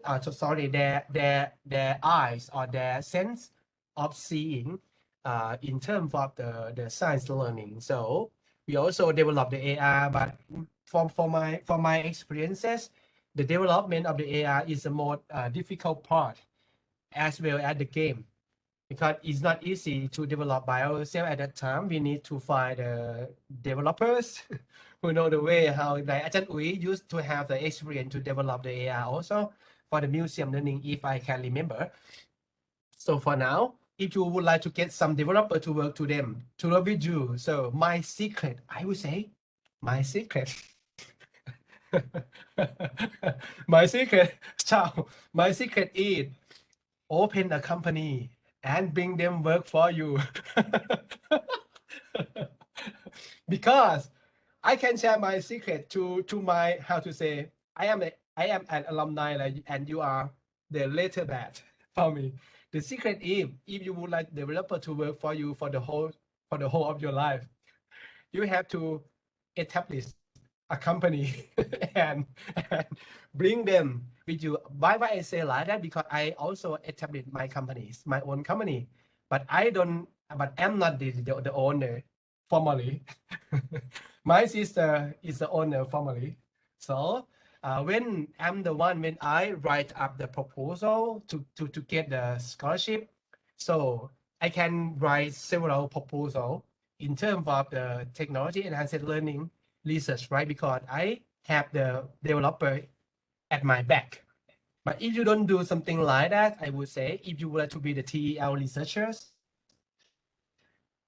TEL research is not easy. Because in terms of talent, so when you develop something new, in terms of the education, it have no benefits regarding to the money outcome, right? Because most of the world, you have to say free and free and free. It's not like the industrial sectors. So the way that if you would like to do the TEL research for the whole of your life, so the secret is bring someone close to you, particularly the developers or the programmers. Right? We don't need to know all things in the world. Just educator, is enough. Don't need to code by yourself. Don't need to design learning material by yourself. So you still have another part of your life for having family, being with your friends, for traveling. So many parts that you have to do, not just only the research for the whole of your life. So just trust me, this is another secret. I'm gonna cry right Just now, find your right partners. It's like this part we already do everything about our study that. Don't forget, please don't forget that part. At the time that I studied PhD, I used to forget that part. So that's why I married quite it's about 40 years old. So I used to forget that part. However, if I can ride a time machine back on that time, I would say we can do it parallelly. However, for now, another secret is finish your PhD first. Finish your PhD first. Trust me. And then others as fast as you can. Okay, back to the lecture. all the technologies that I use in my research, all of that is about 10 years, almost 10 years. I would say after I conduct the research and the practice in terms of the TEL, so for 8 years, that after that, that is a very, how to say, good opportunity to me that I have a chance to be a part of the project that we call KKU Smart Learning Academy, that we receive the budget from the government is about 200 million baht at that time. They spend the money for our project 200 million baht, but we have to use all of that money amount in 6 months. Who can use 200 million baht in 6 months? It's impossible. So I used to ask our university leader, like, oh, can I buy my car? Because I have to use car for my research. It's just funny story. Can I buy my condominium? Can I buy my house? They say, no, you cannot buy that. So at that time, we have the big amount of the budget to do the good thing for the school in northeastern region of Thailand. So I make decision. I talk to the leaders of this project, the directors, that I would like to buy the sensor technologies for all the 200 school. So we spend money about 50 million baht to buy the sensor technologies for all school in this project. That is a quarter of all the budget, right? That we buy the sensor technologies and develop all the technologies for teachers and the students in the school involved in this project. So actually, I have the videos in this project. So please allow me to share your video, but it present in Thai language. I'm so sorry. So why video this? Because I need 10-minute break for going to the restroom. So I will. So I don't want to waste my opportunity to discuss with you. So just please take a look on this video and then I will be right back. Okay. So I would like to share you my perspective on why we need to transform the new kinds of the science learning. อุ๋ยไม่รู้เสียงมันจะออกหรือเปล่า พี่โจ้ค่ะ พี่โจ้ โอ้ สต็อปแชร์นิดนึงค่ะ แล้วก็ต้องเลือกใหม่ตอนที่เรากำลังจะแชร์ใหม่อีกรอบอะค่ะ อ๋อใช่ไหมโอเค สต็อปแชร์ก่อนเนาะ ตอบเลยนะ แล้วก็คลิกตรงแชร์ค่ะ แล้วก็ไปที่ มันจะมีดรอปดาวลิสต์อยู่มุมขวา อ๋อ ข้างบนเห็นไหม automatically optimize นี่ป่ะครับ ไม่ใช่ต้องเลื่อนลงมาเป็น optimize for motion and video ค่ะ and video โอเค แล้วก็เปิดเสียงจ้ะ เปิดเสียงโอเค oh you are the WebEx expert โอเค because I don't have money to buy the Zoom ไง Zoom WebEx for free ไง Zoom I need to buy ไง Okay, please allow me to share you this video. Oh man, please come. Please come. What happened? Come on. Okay, I guess something happened. No video. So maybe Ajahn Yeah, Uy, is 10 it minute possible? break that's fine Okay, thank you. okay we will right back on 3:10 okay Okay, thank you. So see you later.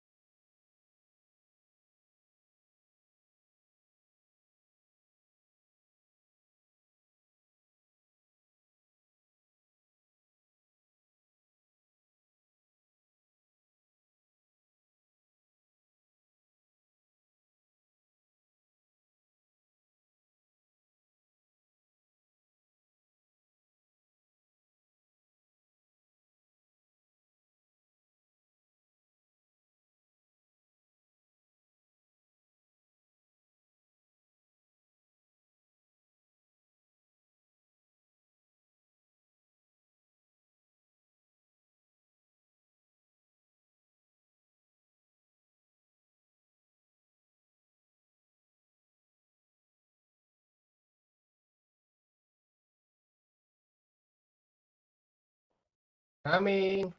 Okay, up.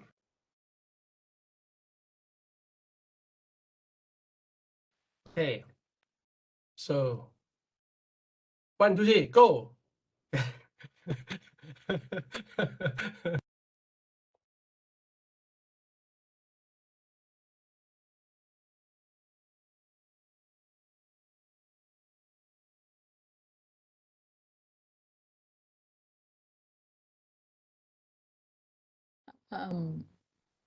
We cannot hear you, อาจารย์ I think you mute the microphone. Do you hear me? Yes, right here. Okay, sorry.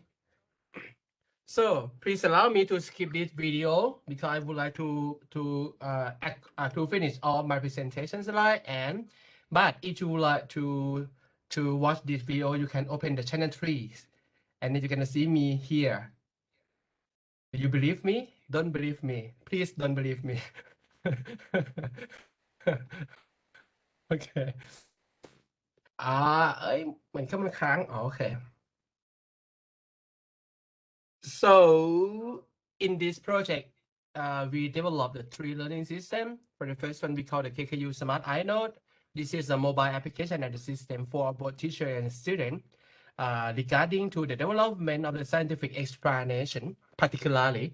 So as you know, in the PISA test, most of the competencies that they measure is about the scientific explanation abilities or the competencies. So the KKU Smart iNote is a one system and the application that we design particularly and create to promote the student ability of the scientific explanation and also the KKU Smart Simver.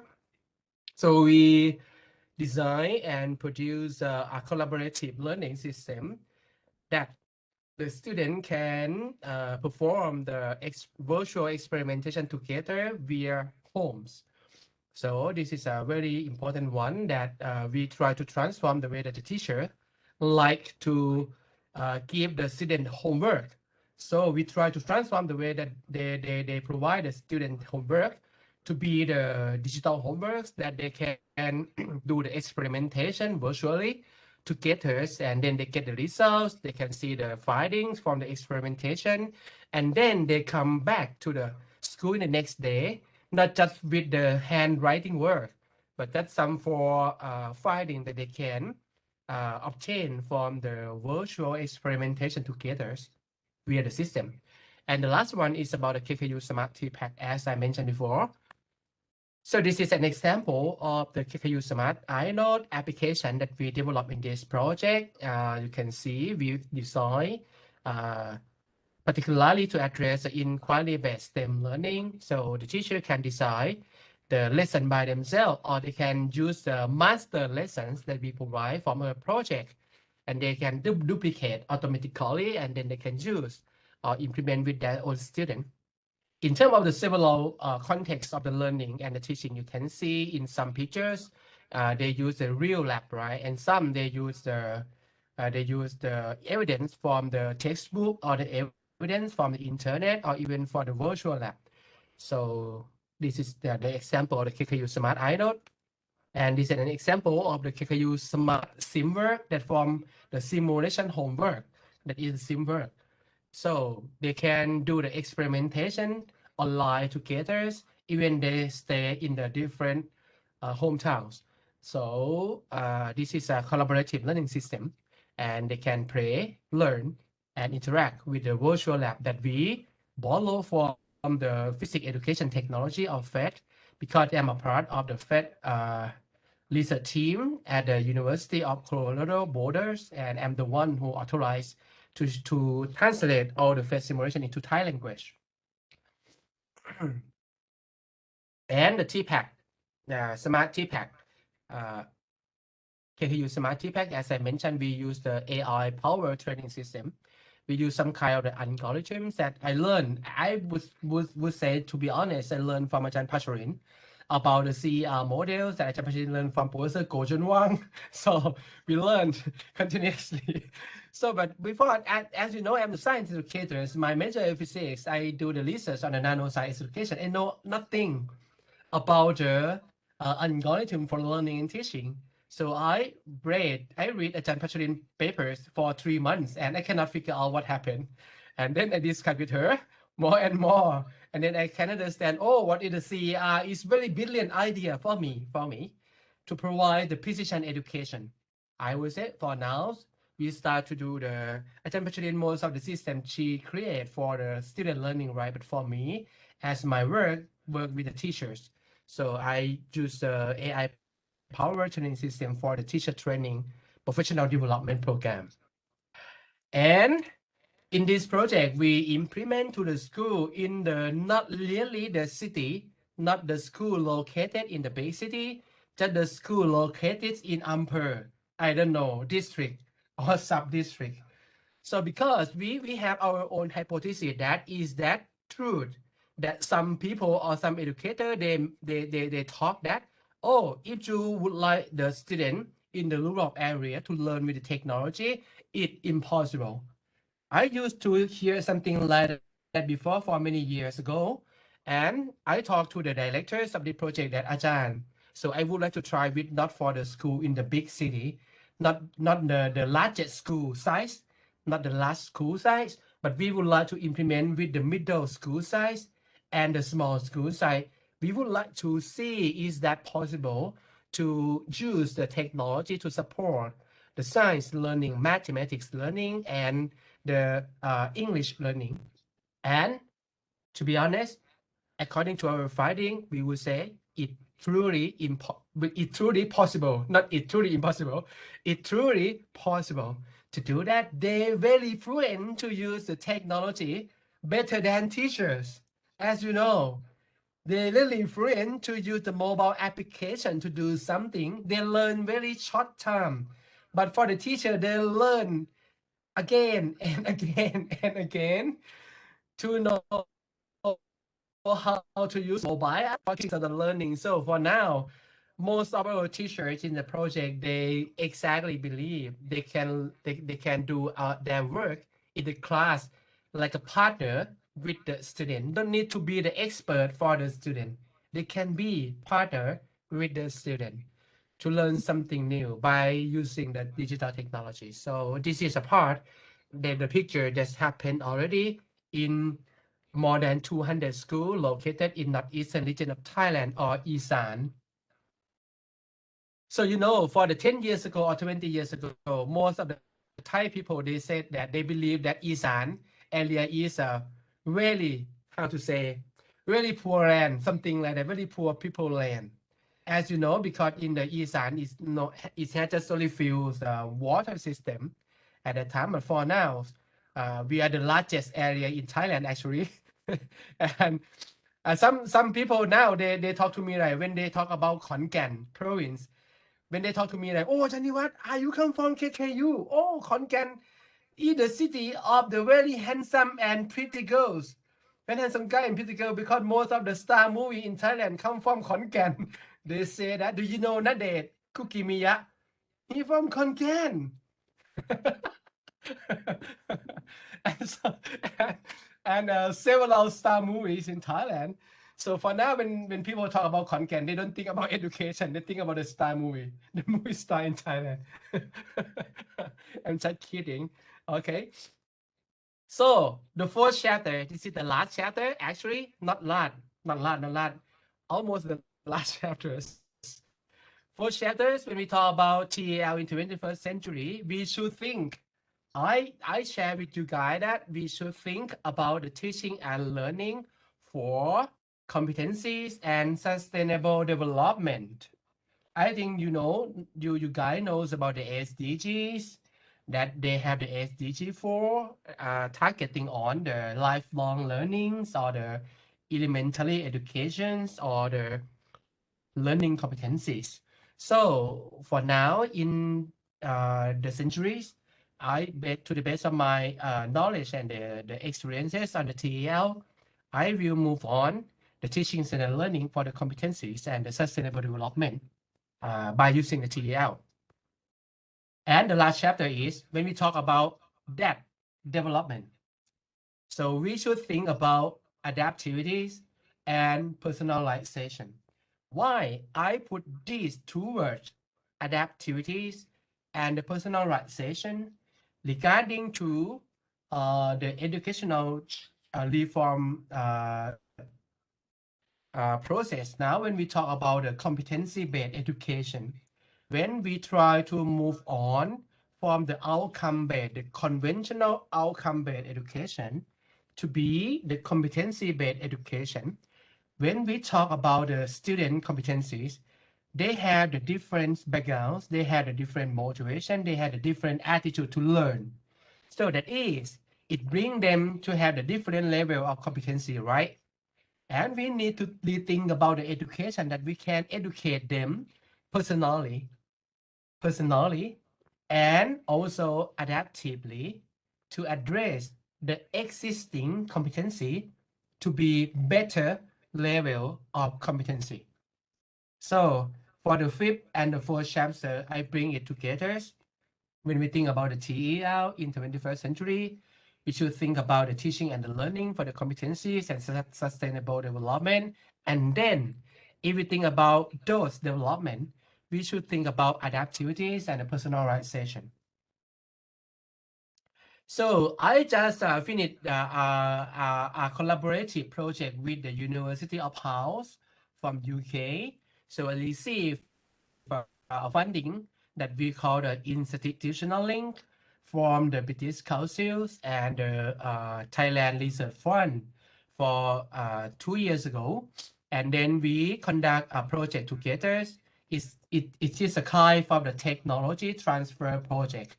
We call it developing innovation and research capacity in the circular economy through citizen inquiry. In this sentence, in this topic, the citizen inquiry is a learning pedagogy that successful implemented by the UK researchers in terms of the Eurozone. They try to not just only improve the quality of the student learning by regarding the understanding, the motivations, attitudes, or the competencies, but for now they move on the level that they should be able to do. They should be able to be the active citizen, the responsible citizen. It's more than right. It's more than that only attitude. Is not the understand. Is not the knowledge, the skills, and the attitude separately. They have to integrate those together to be able to do something responsible for the societies or the community. So, and the circular economy is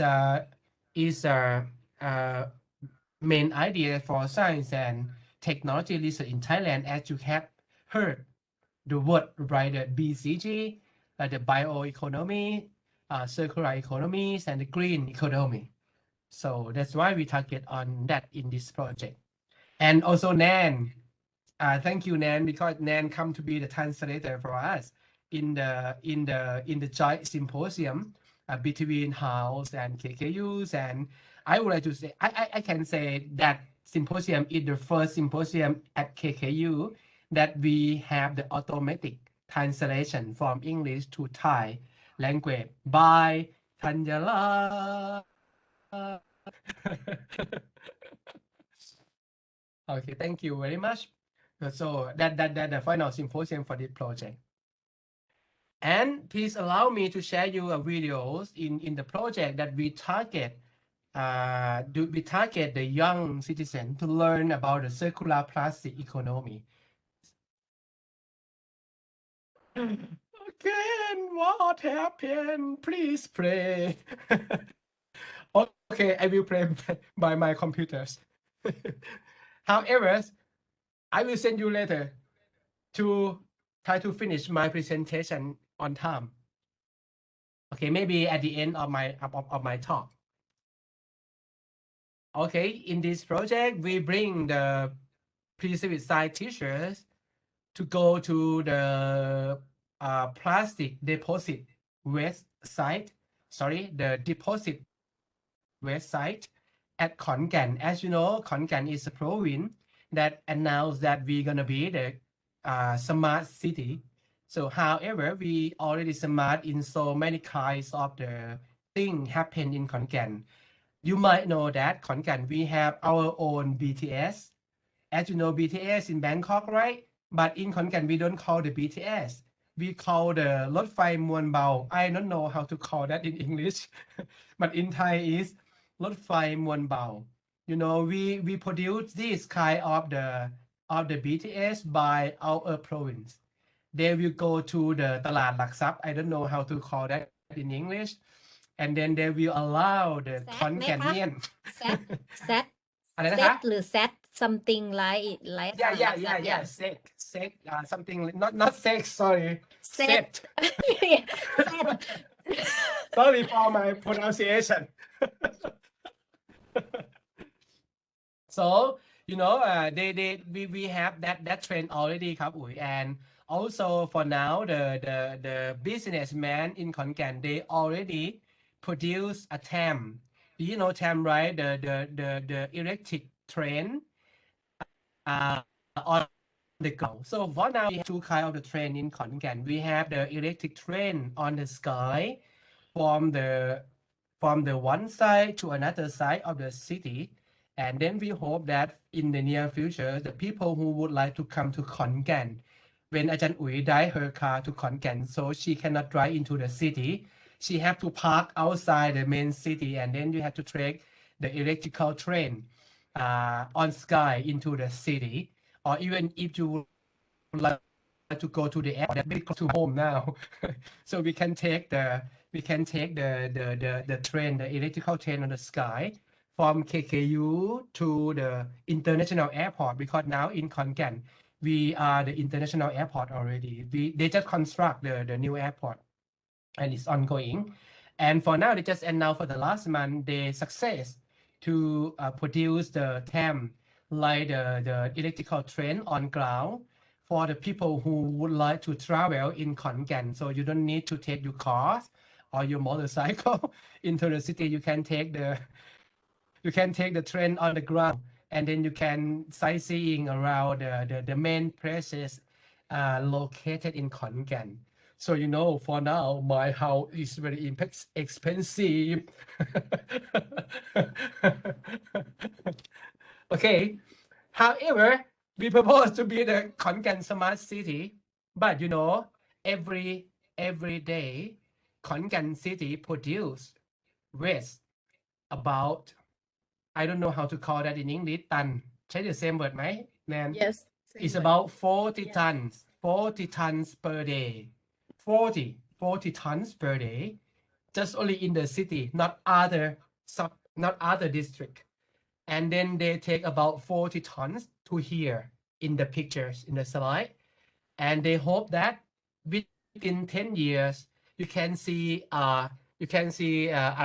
factories at the top of the slide, right? That is a factories that turn the waste to be the electrical energy. Here will be convert to be the electrical energies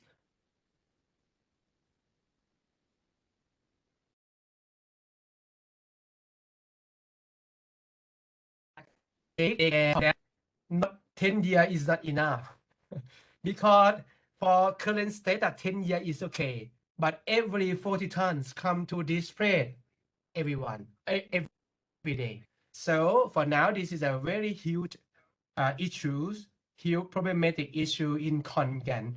Even we move a lot of the technology to be the smart city, but for the environment, we still encounter a problem. So that's why I bring the pre-service teachers here to learn, and I divided into four lessons to see in the slide, and I use the idea of the personalization because I diagnose their learning interest and the learning problem about the concept of the plastic waste first, and then I personalize their learning experiences here by assign them to into the different learning station regarding to their learning profiles. This is a part why I put the personalization word to be the next TEL research and practice. In this project, they learn from the 4 learning stations. At the first station, we target on the knowledge and the attitude about the circular plastic economy.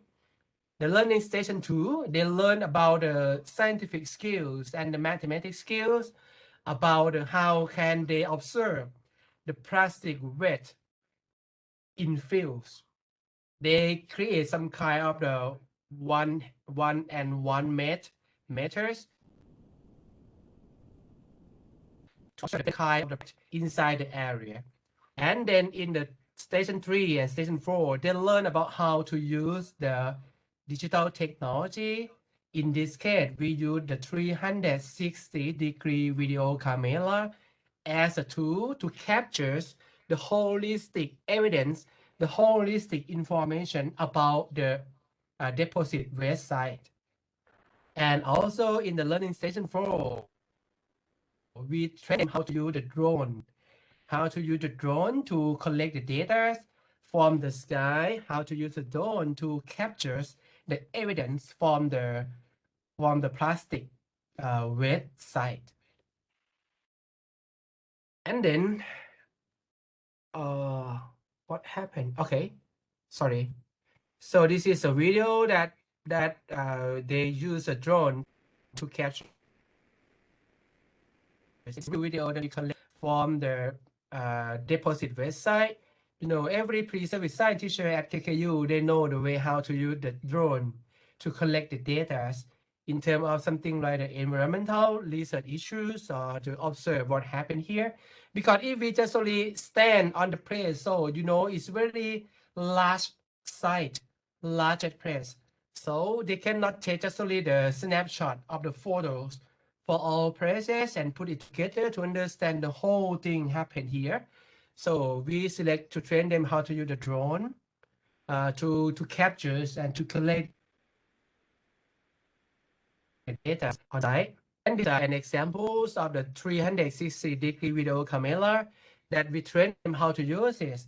And you know, typically we use just the photo shoot from the mobile phone or from the DSLR camera. So we have to collect a lot of the shot to bring it together. But in terms of the 360-degree video cameras, we can capture all things happen, allow you in 360 degree.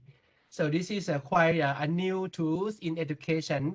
I do the review literatures, the way that we use the digital technology to do the research in science education, and just very few papers that they propose to use the 360-degree video camera as a tool to support the science learning and teaching. So I think this is the opportunity for you guys that I would like to share around the end of my presentation. And if we use the drones, if we use the 360-degree cameras, and even you use the different kinds of the technologies here, I would like you to keep in mind to think about the competency development.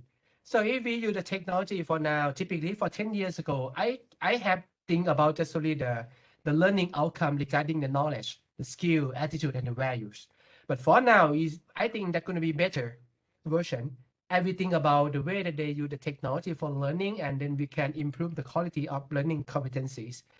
And then we can measure the way that they do, the way that they are able to do something that impact the socials, that impact their living, or impact their daily life. So I think this is a next station for the TEL research, particularly in science and mathematics or technologies.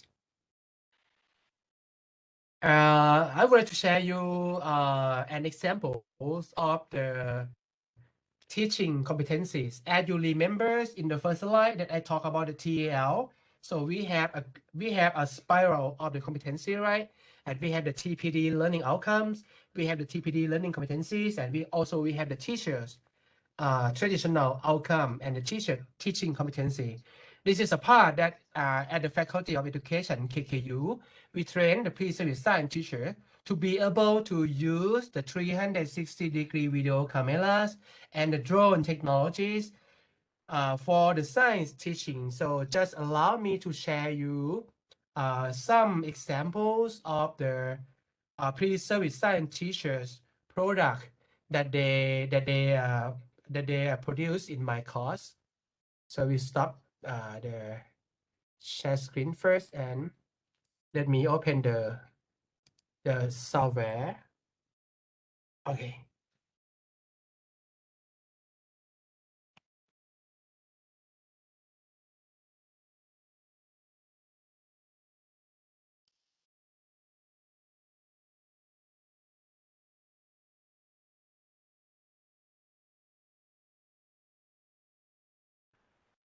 So do you see this? Do you see the 360 degree video? Okay, I think you see it already.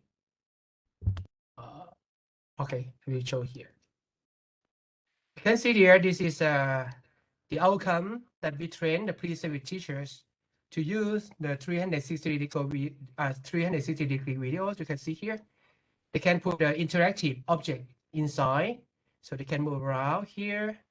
This is the first station that they produce video for training their own student.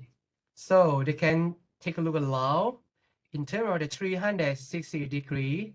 So you can see the factory that convert the waste to electricity, and we can see here as so many plastic waste inside, and we put the video, interactive video here. Oh, where is it?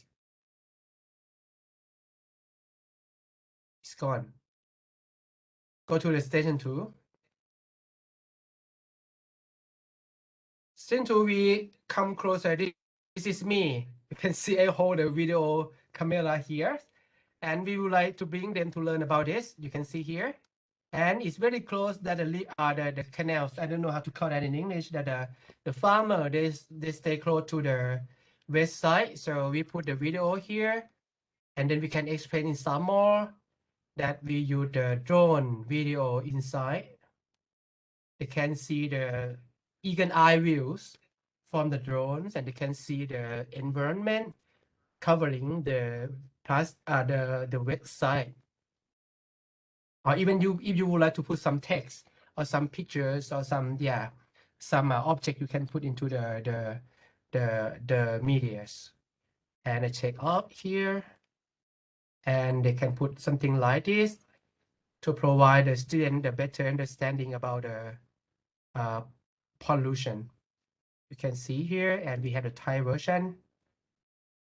Yes, you can learn about the information needed to understand about the press. Okay.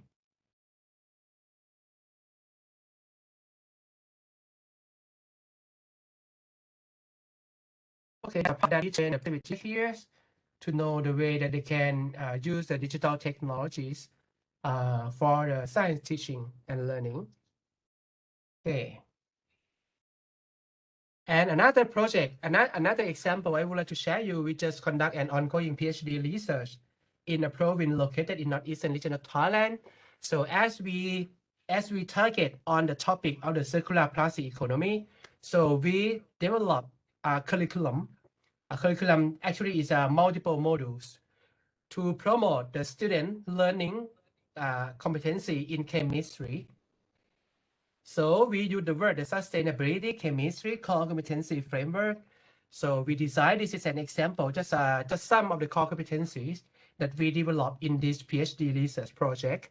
For example, the first core competency, we think the graduate will be able to understand how science inquiry can lead to good scientific practices, cooperation, challenge, and innovation for sustainability.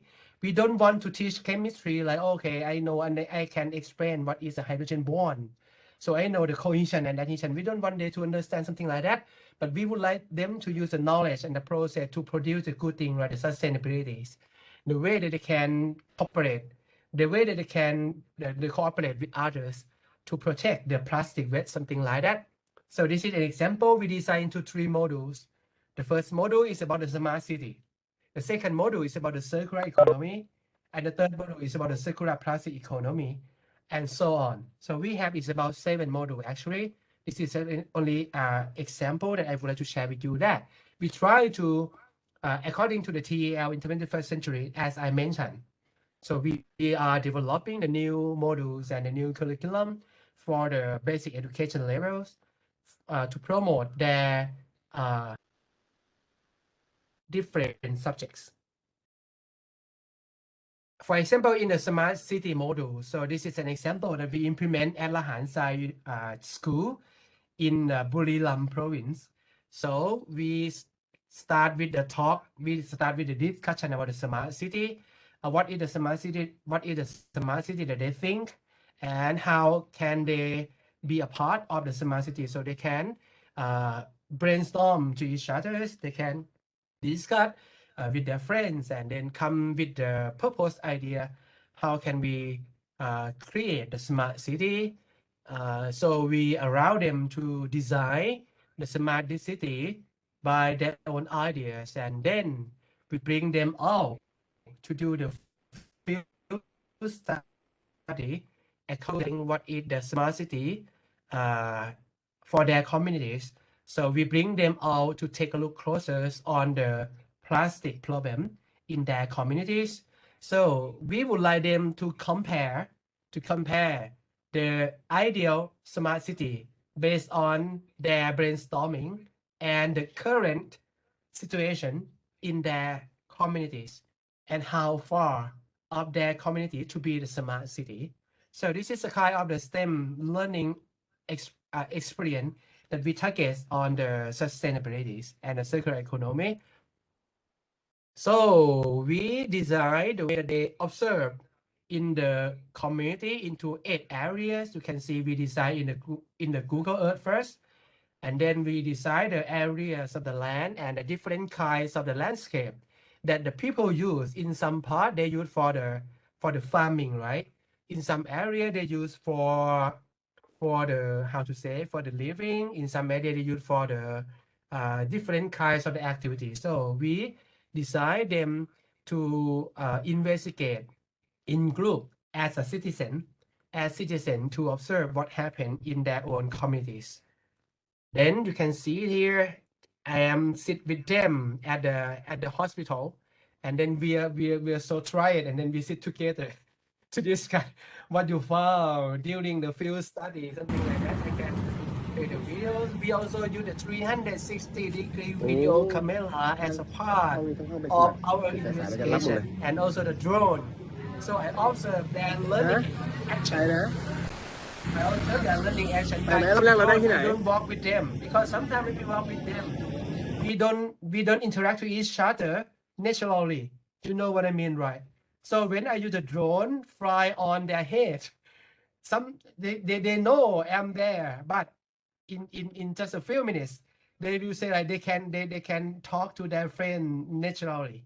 So this is a way that I think we can use the digital technology to support not just only the learning, but we also use it to capture the data that we might be able to do the later analysis in our research. And this is the drone that I do like the คนแอบส่อง to monitor them. Actually, you can see, but the video didn't play. I'm so sorry. The video doesn't play. So I observed there from the guy behind them is 500 meters, and let's see. And I can take closer picture to see what happened. What is their action during the investigation? And this is another part that I would like to share with you. During the investigation in the local community, so we use the system from the Open University UK. They call the Enquire system.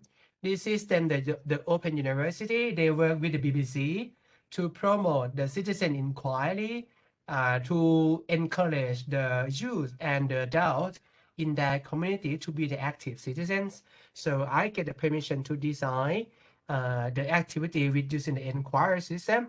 So I decided this activity that we call นักสืบเศรษฐกิจพลาสติกหมุนเวียน that is the plastic detective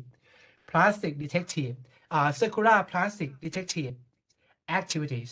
So they will bring their smartphone during their observation, not just only in the local communities. They can observe in their home, or their house or their playing time with their friends, or even when they go to the shopping malls. So if they say some activity related to the circular plastic economy, so they can observe and then they can send their information back to the server, and then they can share each other's what they found on their hometown, on their daily life. So this is an example. They can locate the GPS. Where did they do the investigation? They can identify the date and time for their investigation. They can upload the pictures. That is the evidence for their learning, and then they can identify what kind of plastic that they observe and what did the people do for that plastic. So, and Hello, my name is this is Siwachana an Sengsuwan. I am result studying that at we Sathya obtained from the Demonstration student School, grade 7. who Today, a part of our project. So this student, he is the winner. I think Ajahn Nan, he remember him. He is the winner of our video competition in the final symposium. So I have to say encourage the people to join the activity by submitting their personal video about the circular economies or the plastic economy, and then they can explain what is their current understanding about the circular economy. And this student, he is a student at the KKU Demonstration School, is a school that we implement the project. So I would like you to listen in English version. This is a morning, grade 7, right? Grade 7, yeah, grade 7 student. And he tried to explain about what is the circular economy in English. let me share some experience about circular economy. My family owns a restaurant that is near Khon Kaen University.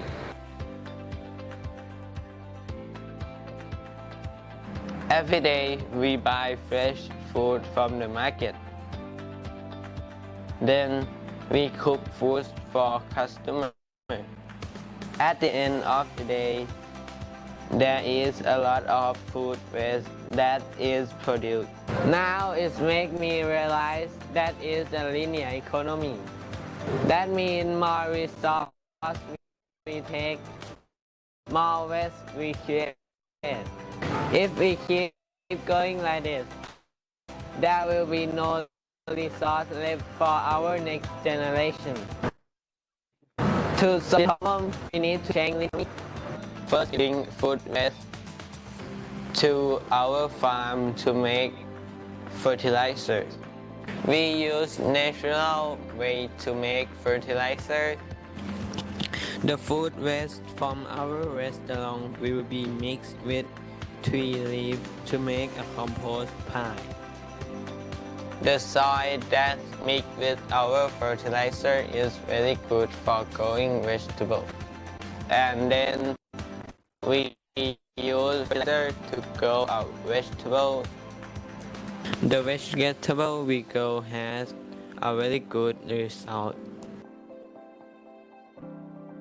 Because we use food waste for growing vegetables, and then we use it to cook food for customers. Now it's become a circular economy. It can make our world happier, and we will have more money left for business. And that's all of my experience. Thank you for your attention. Okay, so I just would like to share you that this is that I call it is a competency. I don't need to use the test to measure his knowledge about the circular economy, right? I don't need to observe him every time to see how can he act for the circular economies. So this is a video that he did it by himself, and then he tried to explain the term for the circular economy regarding to his own context that he owned a restaurant. He owns a restaurant. His parents own the restaurant, so he figured out, oh, every time that the people come to his own restaurant, so many ways happen. So that's why I call this is a way that we can promote the learning competencies for the student, particularly for the digital student. As you see, he did it. He did this video by himself. No one helped him. So how? Let's think about when we was the same age with him. What were we doing at that time? I play with my friend a lot. I don't think about something like circular economy, you know. So this is a part of the competency that we live. And also, around the end of my talk, I would like to share a rap song produced by the UK learners that get involved in our project that they try to explain about the circular plastic economy. So let's lab together.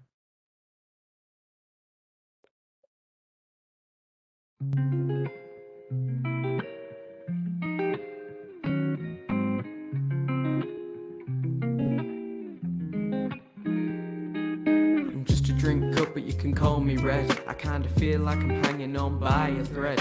Ever since I took my trip onto the street, when I was just chilling on somebody's car seats. My journey starts when I was split into parts. People just don't think when they throw me out cars.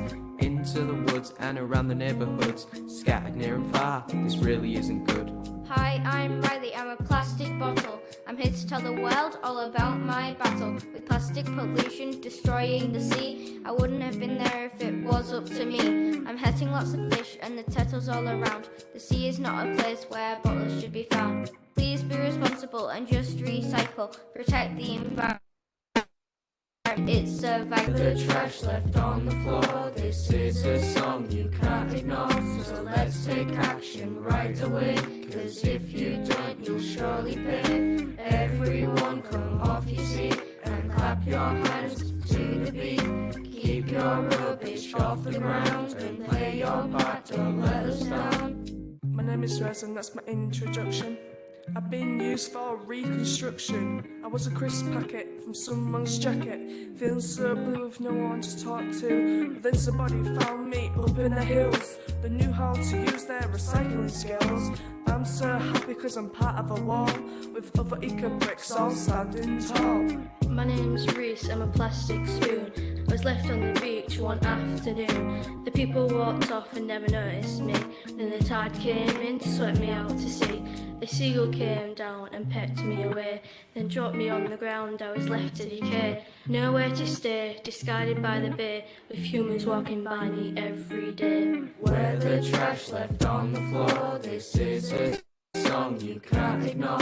So let's take action right away, cause if you don't you'll surely pay. Everyone come off your seat and clap your hands to the beat.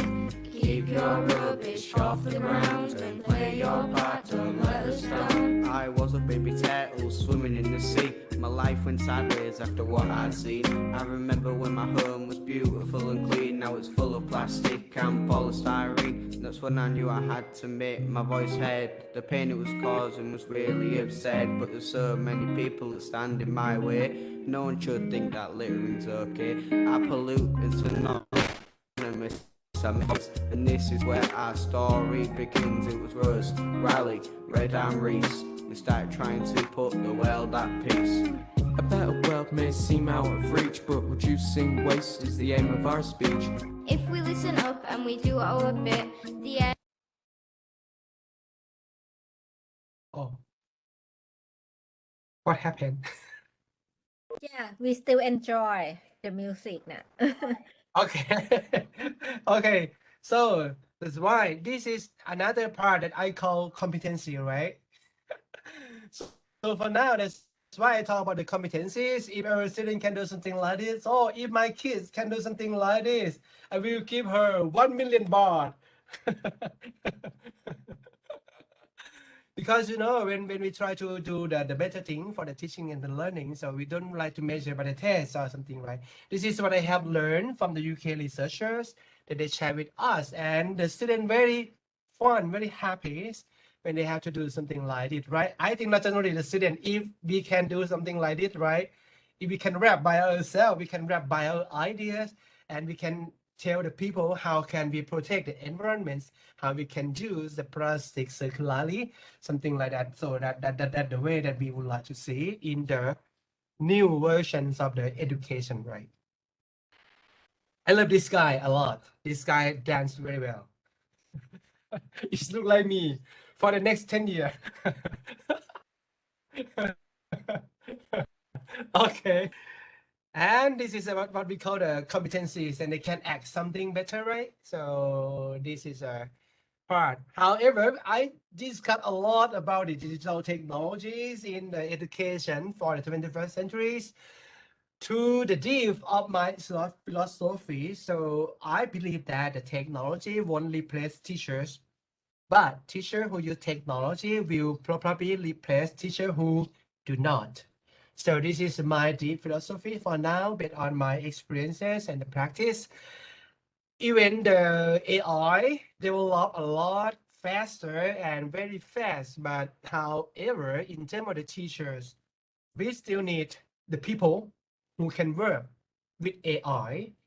And I believe that in the near future, we should be the people who can shake hands with the AIs, who can play with the technologies, and a new term that they use for the people, for a man who can work with the AI, we call the augmented intelligence. Not just let the AI to do things for us, but we can be the better version of humans, that we have the human intelligence, that we can work with the artificial intelligence developed by the digital technologies. That's all of my presentation. สวัสดีครับ I saw someone raise her hands. Sorry, I went to click applause, but I clicked that one. Jen, thank you so much for your fun and engagement approach for this seminar class. And the topics are really interesting for us, and we learn effectively from here. So everyone, if you have questions, you can ask freely to Jen now. Or you can rap with me. We can write the rap content together. Okay, Jen, so I have one question about the circular plastic economy that you mentioned about Okay, please. 360-degree camera before that. So it means that when you collect data for this, you use 360-degree camera, right? Yes. So, I bring my research assistant to walk with them. When they went to do the investigation outside the classroom, and also when we design the activity in class, we also put the 360-degree video camera there, so it can capture all learning action by the student, by the student in the class. So and then we take a look closer from the video clip, and I think Pumpkin, she know about the Professor Goldman work that he did about the behavioral pattern analysis. Yes. Right. Yes. And then I can use the way that I use the GSEQ to analyze the student learning action that happened from the 360-degree video camera. It's made me better clear what happened there. So like the research team, all the teams have like the 360 camera, right? During they are doing the research for that project. Yes, for example, we divided into 8 small groups when they go to investigate in the local communities, and then we have to bring one per group to capture what happened there. But for the drone, I cannot fly drone for all the group. I just select some group because I have just only 2 drones. So I use 2 drones by using the 8 landscape area, right? So we make the decision to make the comparison between the learning action that happened when they go outside the classroom, and then when they investigate the plastic circular economy in the different landscape, right? The farming areas and the city area. So we might find something when they see the different situation regarding to the circular plastic economy. So they might have the different kinds of the learning action at that time. Thank you. Yeah, welcome. So who has question? Okay, you can go first. Okay, I will go first. Could you please explain me more about the personal learnings that you're used into the in-service teacher, right? I would like to know that Yes. what is the difference between the features inside when we use the personal learning with the in-service teachers กับwith between Yeah. in-service teacher and pre-service teachers. Do they have something different or is it be the same? Yes, at first I start with the use of the TPAC frameworks as a platform when I design the training modules. Just only the TPAC frameworks. I didn't think about the how to say the learning theories. I know just only the pedagogy at that time. So I used to use the pedagogy as a platform for training the pre-service teacher first. And we found that for the pre-service training, for the pre-service teachers, they have no actual teaching experience, right? Because they graduate from the high school levels and then they come to study in the university and then they start to learn about the content at the Faculty of Science. Then learn about the pedagogies at the Faculty of Education in context of KKU. They learn about the technology is my course. So they learn something like the khanom chan. I don't know how to call that one in English. Is some learn science first and then learn pedagogies, or even sometimes they learn pedagogy and the science, but they don't harmonize to each other. So it's very difficult for training the new coming teachers like that. So and at that time, I they has no teaching experience. So we think we can use the pedagogy as a platform with the TPAC, and then we train them. But in terms of the in-service science teachers, they are the real teachers in the system. They have experiences how to teach with the youth student, right? And after they gain more and more experiences in the class, something will establish their own teaching belief. But for the pre-service teachers, they didn't have their own teaching belief. They may have a few, but it's not obviously to be what is it.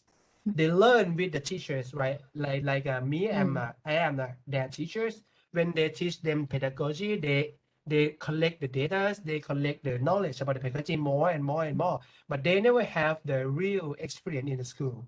So sometimes when they treat the pre-service teacher, I would say it's easier to train in-service teachers, not just only the different backgrounds, but it depends on the platform of belief. So, but for the in-service teacher, they have the strong belief about the teaching, and they graduate from the Faculty of Education for long times ago. And then at that time, the curriculum owners, I would say the instructor at the Faculty of Education, right? They have some idea about education based on the knowledge on those time, not the current time. So that's why they are a bit different. But when we see them, sometimes we don't think they're different, but they are a huge difference on the teaching belief. So for the in-service teachers, that's why in the latest research, I bring the andragogical principles or the andragogies as a platform for training the in-service teachers. Because if we talk to them right, oh, Ajaniwat, you all look very young. You younger than me. How can you teach me how to teach? You know what I mean, right? Yes. they said, oh, Ajaniwat, how long you teach in your university? I teach for the whole of my life. So who are you? You come and train me how to teach. So that by every time we have to change their mindset first. And then to convince the in-service science teachers, we have to gain their internal motivation. That's very important in terms of the effective way to spark their learning. I would say we should bring them pain points of the teaching. But for the pre-service teachers, we might not need to concern about the pain point of the teaching because they have no actual experience for teaching, right? But for the in-service teachers, they teach a lot. They teach for several years. So if we would like to change them like, oh, อาจารย์ or คุณครู teachers, we will change the way that we teach kinematics. We don't want to, for example, acid base titration. We don't want to use the bullet experiment anymore. So why we don't want to use the bullet experiment anymore? We have to talk, we have to show them the pain point of that approach. So this is a very important point when we design the coursework or the learning modules to personalize the pre-service teacher learning and the in-service teacher learning. When you would like to personalize pre-service teachers, I would say it more easier. So the content, the situation, the scenario of the teaching, you can use a very common one that might they familiar with. But for the in-service teachers, you have to show them the pain point of that teaching first to gain them the internal motivation. And also we have to select the proper pedagogy that they have the familiarity with. I mean, if we teach them the STEM and they used to teach with the cooperative learning, you know, the jigsaw one, the jigsaw two, that however that they produce, that the educator produce the pedagogy at that time, they think just only students who have the different background of knowledge level. They don't think about the student who have the different personality, right? So, but for now, when we talk about the personalization, we the educators try to develop the new teaching approach that concern more than knowledge different, but we concern about the personality different, right? For example, like motivation, attitude, learning style, the conceptual learning problem. So for now, that's why the huge trend in training the personalized in service and the pre-service is the module that we have to tackle their emotion, their belief. That's a very difficult part for my experience. I agree, Ajahn. So how long that you can found about the way that the duration time that we can change or how can we say improve their ability, improve their belief about you can study by the personalized na, Ajahn or Ajahn. Do you have any result that shows how long that we can change?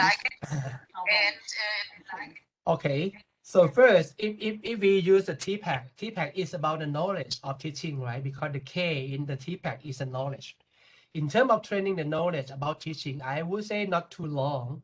Maybe just only one research, you can change some kind of the knowledge regarding to the TPAC, right? The content knowledge, because in terms of the TPAC, you can design the different kinds of the learning activities, different approach for the active learning that you train, the pre-service and the in-service for the knowledge object. So I think not too long for training and gaining the new kind of the knowledge.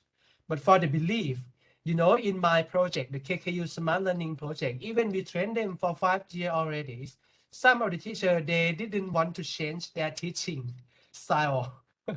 They still use the old one, but they exactly know and they exactly understand if they change, it's gonna be better. But I don't want to But do they didn't do it.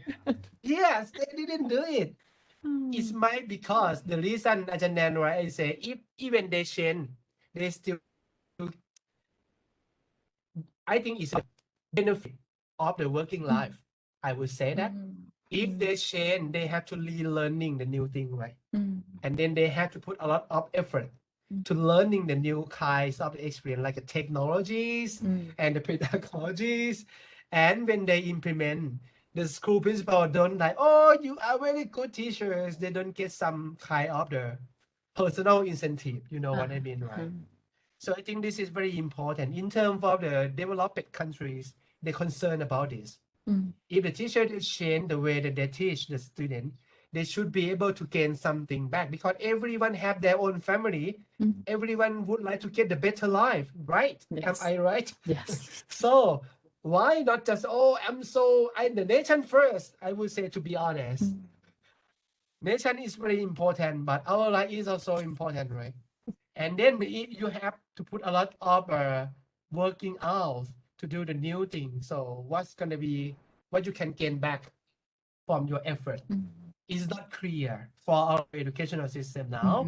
And so I would say in a conclusion, for training the knowledge of teaching is not too long. You can decide an effective modules and then they can gain more knowledge.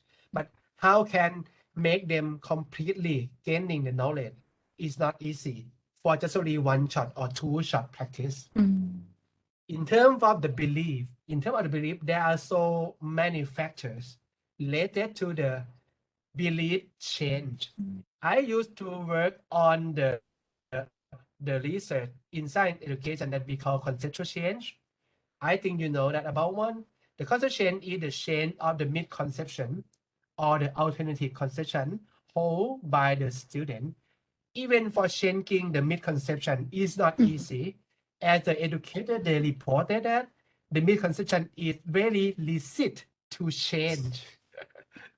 It's very hard and resist to change. Don't talk to the belief, harder to change. Yes. But but someone that we found, Janan, is very interesting. For some teacher in our project, we call them master teachers in the project. Very common word. They ready to change automatically when we can hook them the pain point, and then they put their heart and then they try to follow our philosophy why we need to transform the education. In someone they can change, and after that they never use the old-fashioned method again. For now, I can monitor from the Facebook that I have so many teachers to be friends. And the teacher in the project, we have our Facebook group. When someone produce a new learning activities or someone they implement the KKU smart learning activities. So they will share in the communities, and then they have to report us what they found, what is the problem, what is the limitation, what is the benefits, and what is the challenge to be better versions after this class. So we can see, but I would say just only maybe 10 or 15% of the teachers that they're ready to change, that they accept to change. However, for my philosophy, we do our duties. They have to do our duty. Our duties as science educator, I have to develop the learning innovation, right? I did it already for our nation. How about you? I will ask there something like this. Same. So even I would say sometimes not too long, Ajanan, but I don't exactly know what is the main factor that some teacher they change suddenly after they receive the intervention. That's why for now at my faculties, we just buy the new tool, the new research tool that we call EEG. I think you know EEG, right? Electroencephalogram tools that we can measure the electrical signal produced by brain. And also we just buy the new research tool that we call the eye trackers. You know the eye trackers, right? Yes, That I we see many can research try yes. to work with the eye tracker. Yes, we have the eye tracker here. So we will monitor when they learn from the digital learning materials and what happened to their brain activities. Because we have pin in the future study that we will combine both the eye trackings and the EEG together to understand more clearly on what happened when the people learn. So we might get some answer back to answer Ajahn Nan's question today. How can we change the belief? Because if we use just a test, if we use just a questionnaires, if we use just the interviews, I believe we cannot exactly identify they change their belief. But we need to take a look closer on the brain activities as much as we can. So that's a future research here. Okay. Thank you ค่ะอาจารย์ You ask me just only one sentence, I answer you about 100 sentences. But I would like to explain. Okay. So Ajahn, I have a question about the tea Okay, pack. please. Is tea pack only designed for teacher training, or we can use Yes. can we use it to be the learning model or the learning approach for students? Oh yeah, that's a very good question, Pumpkins. You know, at the first time that educators and the developer and the researcher in Thailand, they know about the TPAC. At first, most of the teacher and the educator, they think it is a kind of the learning models. That's a misconception. That's a misconception. Yeah, the TPAC is not a teaching approach. The TPAC is not the learning approach. The TPAC is not the learning models. The TPAC is a framework that talk about the knowledge of teaching. Knowledge of teaching. So it's for teachers, right? Yes. It's for teachers' role. For teacher is particularly for teachers or the trainers or the developers, not for the, but in some educator, they try to produce a new framework that they try to explain together between the teacher knowledge and the student knowledge, you know. They use the TPAC framework to explain the teacher knowledge first, and then they think about when the teacher had the TPAC, so what's going to happen to the student. So they use the platform or the TPAC like the components regarding to the content, the pedagogies. As you know, the pedagogy is a one part of the TPAC. But when we talk about the pedagogy, it's about the teacher practice, right? It's not about the learners. When we talk about the learners, we talk about the learning process. When we talk about the teacher, we talk about the teaching action or the teaching practice. So when we talk about the teachers, at first, Truman proposed the PCK on the 1986, right? As I mentioned before. Truman is the one that they try to explain what is the knowledge for the professional teachers. He said that the content knowledge is not enough to be the professional teachers, and then the teacher should have the knowledge about how to teach effectively. That is a pedagogies. And then Misha and Kohlers in 2006, they proposed the TPAC. They put the TK into the PCK. As you know, at first, at the originally proposed by the Schumann, it has been proposed to the teacher knowledge already. So that's why the TPAC is not related to the student learning. I would say not related directly to the student learning, but indirectly might be related to the student learning. Oh, that's sad, Ajahn, because one of my students has up struggle about how to combine the visual reality with the science learning. And we have the computer for learning the VR, but we don't right now we don't have the learning strategies to combine the product and the learning process together. So I just wondering whether we can use TPAC for students. So good for you for asking me today. So So Pumpkin, but when you think about the TPAC, most of the people they think like you, because the TPAC when they talk, someone think it is a teaching models. I saw many educators in Thailand they think the teaching models, but I don't talk anything to them. But someone when they learn better, sometimes when they learn better, they will understand better on the TPAC. That's why when we talk about the TPAC, so you can use the TPAC as a platform for the knowledge of teaching that consists of the three kinds of the components. And then in those three kinds of the component, you can create the teaching models in terms of the different kinds of the technology. For example, I developed myself the model that I call simulation-based inquiry learning. But it's not exactly the new the new learning step. It used to be the inquiry-based learning step before, but in that model, they didn't mention anything about the simulation. You know what I mean, right? And then I put the simulation technology into a part of that learning process. So we have to carefully design. We have to carefully design when the simulation will come for the student learning, right? We have to do the research when is the right time that the teachers use technology when is the right time that the student interact with the simulation.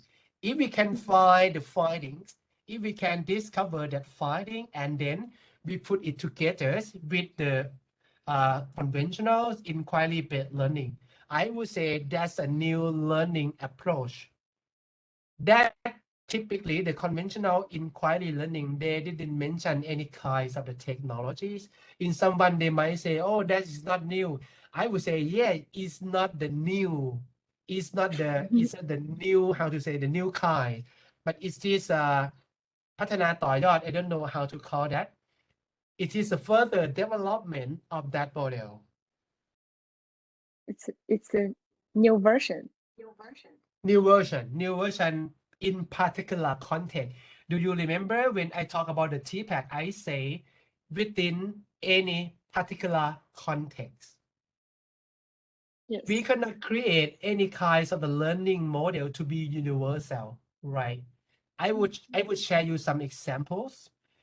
As Johnson and Johnson's, they produce the cooperative learning models with the several techniques. I would say jigsaw 1, jigsaw 2, stat, think pair, share, team pair, solo, and so many techniques. That is a kind of the techniques within the cooperative learning models. So at that time, this model proposed by the educators, they concern only the students who have the different performance level that in Thai they call เก่งกลาง อ่อน It is the genius level, it's a high level and the medium levels and the low levels and the poor levels. They concern just only the knowledge. They don't think about other like the motivations. They don't think about the other kind like the psychomotor domain, right? They just only the score that they can do from the test. So I would say that kind of the model is not enough for teaching the new generation learners anymore. I would say anymore, because the new kind of learning model, they concern more not only the level of the knowledge, they concern about the motivation, the attitudes, the personalization, that is the characteristic, right? The personal characteristic and other kinds of the learning profile. So when we would like to develop the new learning models, I think we should, that's why I think about the two keywords that we should keep in mind is adaptivities and the personalization. I see. We don't need to create the new learning model by using the new wording. You know what I mean, right? Yes. In Thailand, a lot of the research. To be honest, I am the one who against others many times because I truly talk about what I'm thinking, you know. I saw so many models in Thailand, for example, Suchipuri model, whatever, What's so that? many models, you know, and they just do some kind of, to be honest, rewording, put more steps, or do the different wordings. You know why? I will ask the PhD student here in other program, not science education program, right? If you would like to develop the new learning model, could you please answer me in two questions? First, what different from the proposed one and the previous one? The second is why we need this. Do you have any finding that we need a new one, or the previous one is still okay? So if they cannot answer me in these two questions, so you cannot pass from my point. That's good question, Sergeant. Yeah. It's hard. I don't know how to combine the VR into other learning approach or any models, because just VR alone is just an environment. It's not enough. Okay. So that's why we have to study in the PhD. Yes, exactly. Because I think some of the learning strategies may be effective to promote VR, but the problem for me is how to cooperate with VR platforms. Because in terms of the technology support, some part I couldn't figure it out, and there are a lot of various VR platforms or VR applications, and some of them are focused on the like coding or gramming, or some of them focus another like speech recognition. So I cannot, so far I cannot find a suitable one to combine all of the functions I like. That's the Okay, problem. so my suggestion is we cannot find a suitable one. We cannot find a suitable one by only reading the papers. You know what I mean, right? Yes, I But we already can. contact the VR company. We bought two types of VR platforms that they have different focus, and it's not easy for me. Actually, I couldn't combine the two focus together. Otherwise, it will become a third type. So Pumpkin, my suggestion is one time I used to ask the PhD student here. One student they try to combine more than two. For example, they combine STS ideas, they combine the inquiry, they combine the game-based learnings. So when I asked a question to this PhD student, I asked that according to your findings, do you know which factors with model work the most for their better learning? Because when they combine A plus B plus C, and then you implement those three combined to each other to your student, you cannot figure out which is the main factors for their learning Yes, better, right? yes, But it depends on your research. If you would like to combine all things like A, B, C together, you have to decide the study condition, right? You have to decide the condition group, the control group to get just yes. only A, for example. And then you combine another group to be the A plus B. And then another group just only B. How many group you And then need? another group It's just up to only your A research plus B questions. plus C. Yeah, for example, or if you combine just only two perspectives together, you might set up three groups of the study, right? Yes. For the control group to be the one group to receive A, another group to receive B, and another group to receive A plus B. But if you were to study more on the sequence, when you say A plus B, you don't exactly know which one could come first. I might decide, right, okay, one group study A, one group study B, and the third group study A plus B. The fourth group study B plus A. If you can decide something like this, so you can answer more than one question, more than two questions, and it's going to make you very clear. And after that, if the model that you A plus B is the best one, you can claim this is a new model, right? All the model will success based on the evidence. That's my experiences. When you talk to other, particularly when you would like to convince other to use your own models, you have to show them what happened. Like a Professor Gojun Wang, every time he shared the people's what he found in the research, and then he shared why he do the research like this. So I learned from him a lot.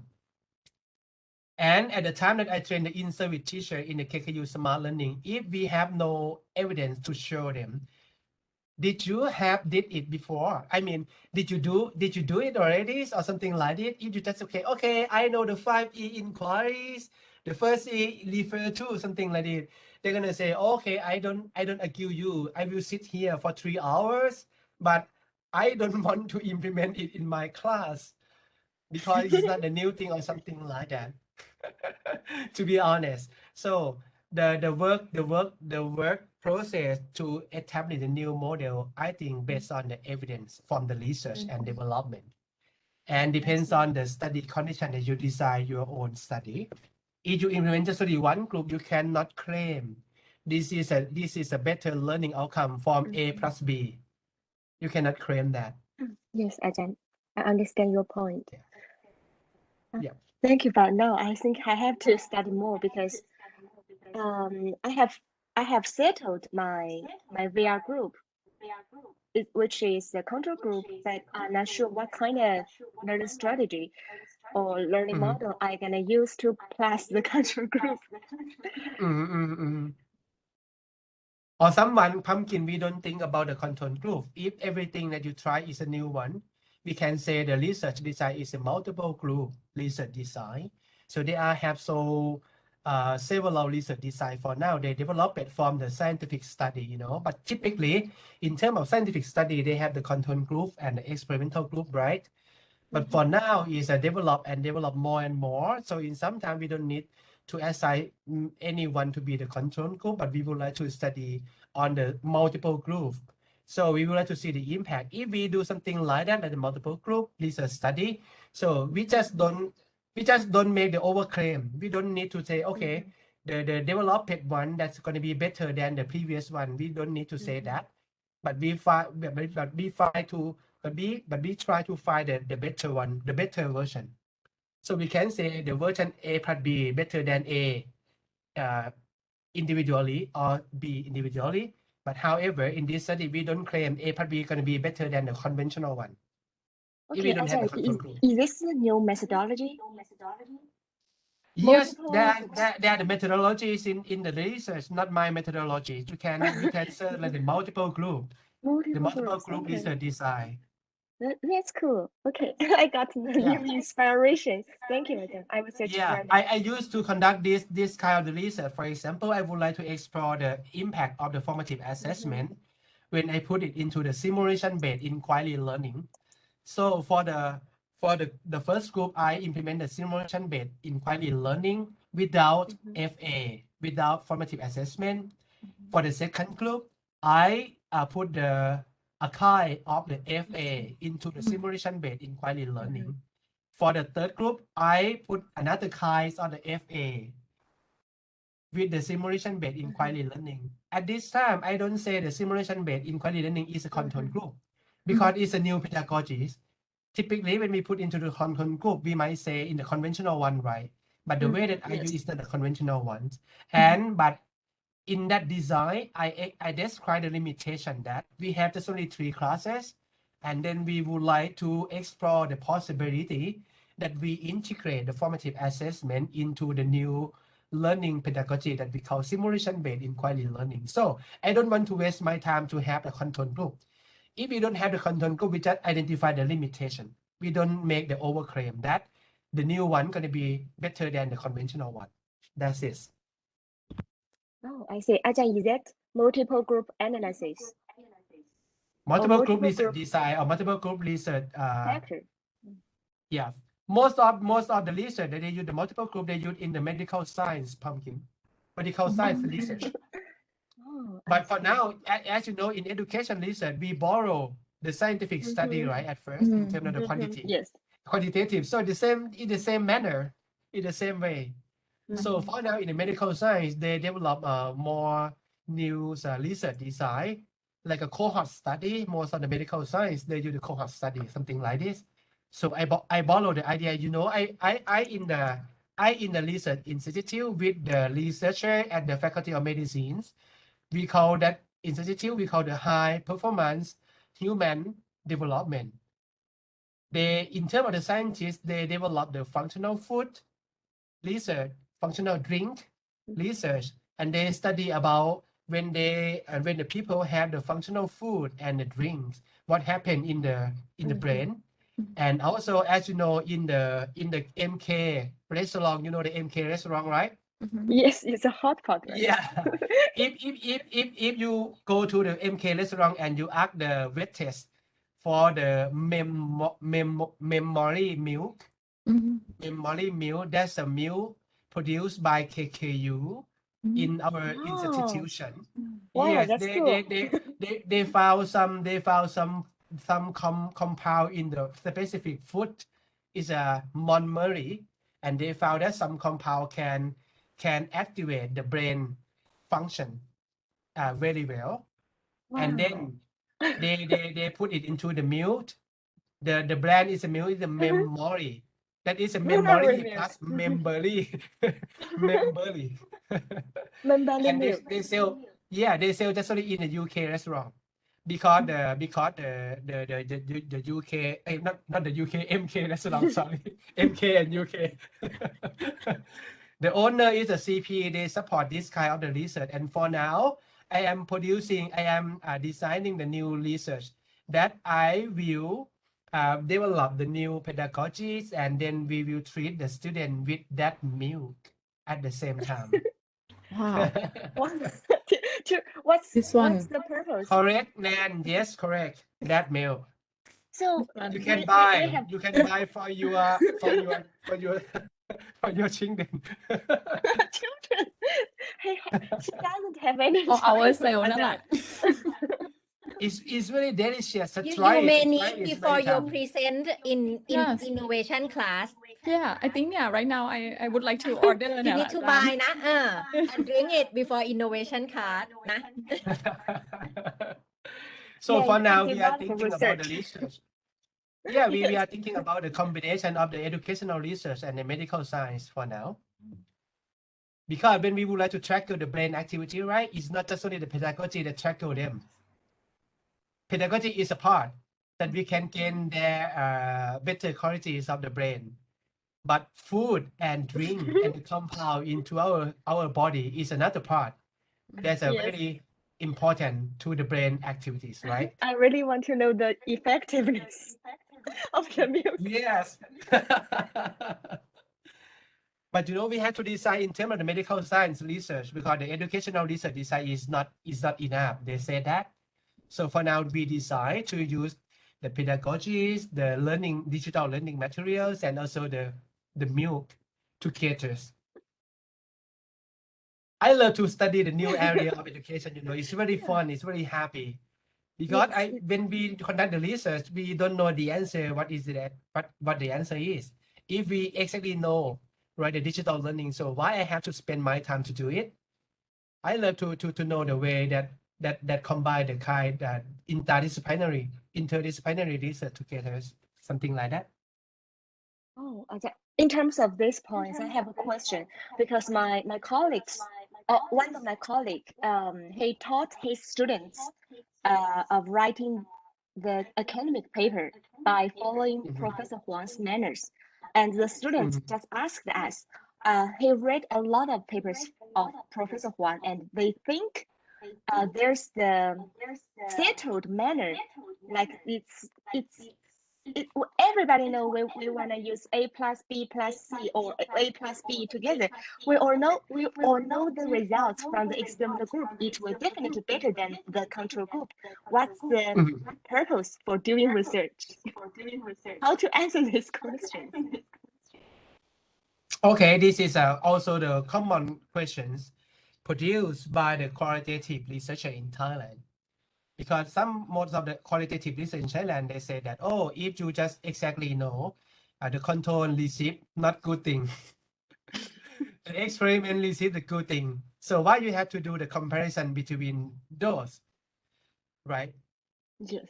My answer is, if we exactly know any pedagogy is not work anymore, why you select that for the control group? We don't want the control group to learn the bad pedagogies, right? But if you would like to try to see the impact of the new pedagogies, if you don't compare to the pedagogy that are working, I would say that are working, we don't try to compare the pedagogy that we exactly know is don't work anymore. It doesn't work anymore.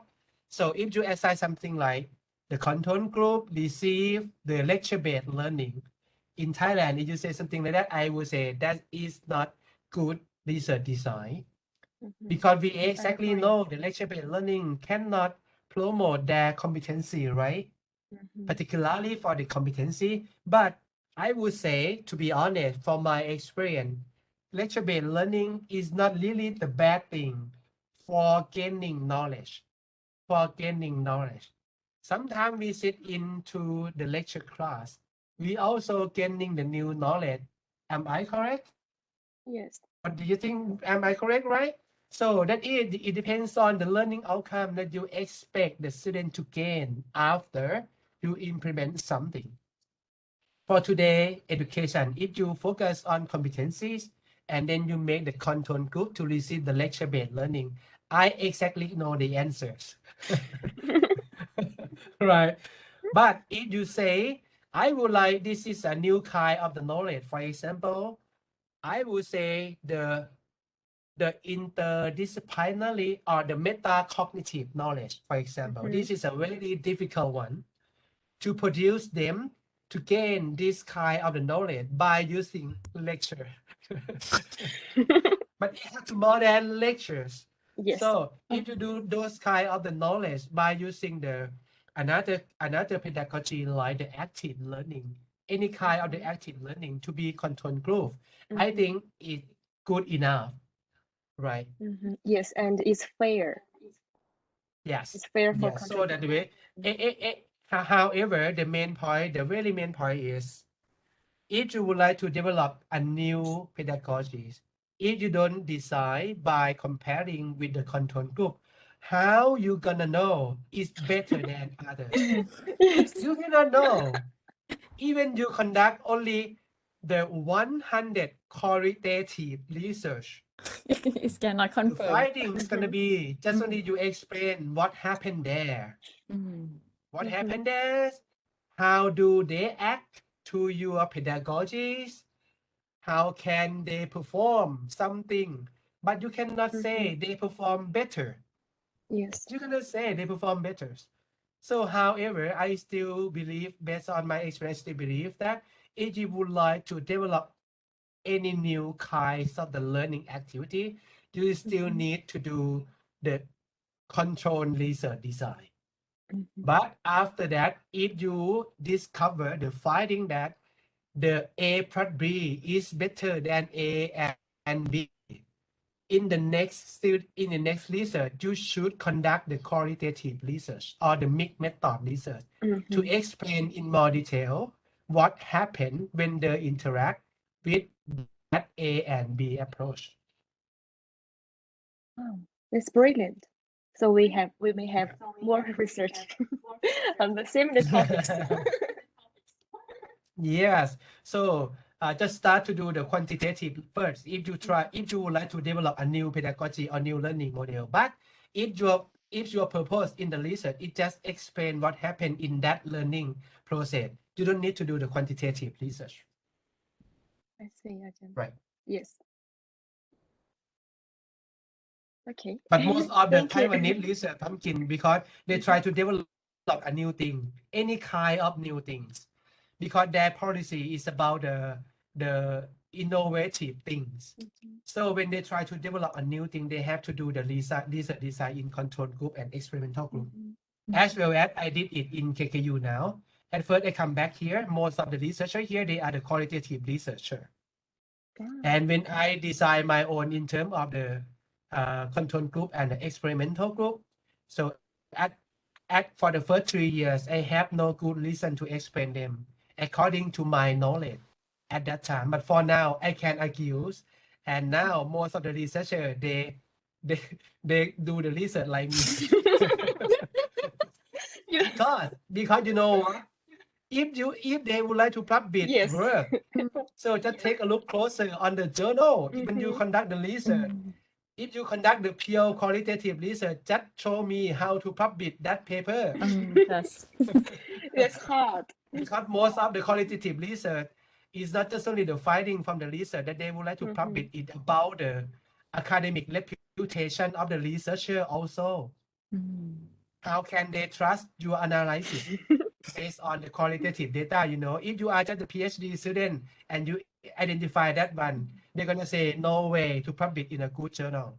By using pure qualitative research, they don't trust on your experiences and knowledge when you interpret what happened in terms of the qualitative data or the interpretation.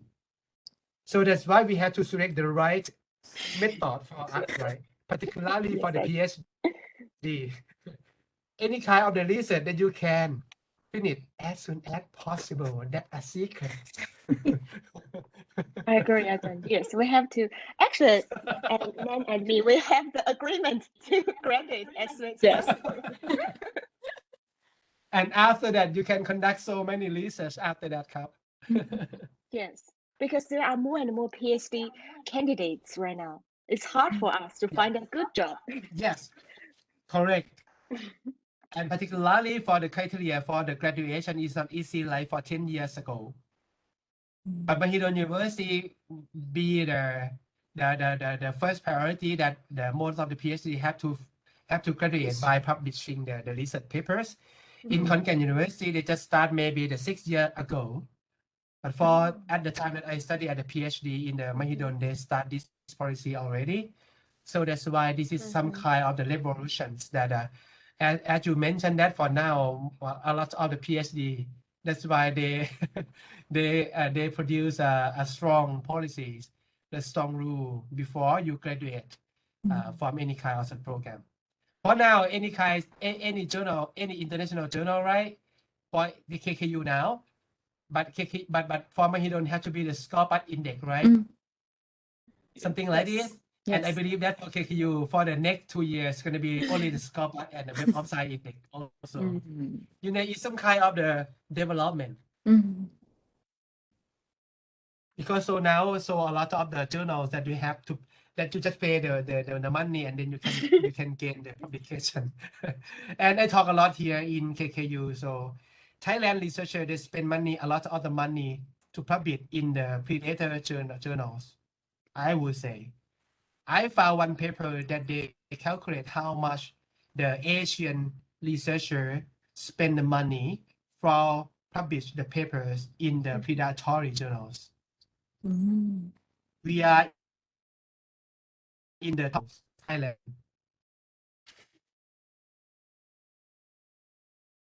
But we still have the quality journal that we can publish like IJMLO. Sure. If you would like to know how is it quality, please, you can try submit a paper and then you're gonna know from the system. Yeah, The system is I very got one difficult. publication ไง Yes, from Yes.หนิงอ่ะ from หนิง that we develop ใช่ พี่ game จำได้ไง yeah. พี่จำได้ พี่ก็เลยบอกนักศึกษาอุ๋ยว่า ถ้าอยากรู้ว่ามันคุณภาพไหมให้ดูที่ตอนส่งเข้าไปแล้วดูกระบวนการมันก็แล้วกัน And the latest my own publication is from game and simulation. Wow, good. Q2 or Q3. I'm not so sure about Q. Ajahn, Yeah. you know, right now in But China, free. it's free in China right now. Yeah, for- free of for- charge. So one the first criteria of my selected criteria is no need to pay. But right now it's like Even the, in the papers that Ajahn Zhou showed us that is also free, no? As Professor Wang mentioned before, but it's it's more not cool. SCCI. It's not ranking SCCI. CAEI, right? CAEI. Yes, it's still Yes. free if you submit before June And before this year. Mm. Because there's a new the new journals produced by the CAE, that is the Computer and Yes. Education. That's a really hard to publish. You can ask Ajahn Pachalin to publish in the CAE. And then they produce the two new coming journal that they call CAEAI.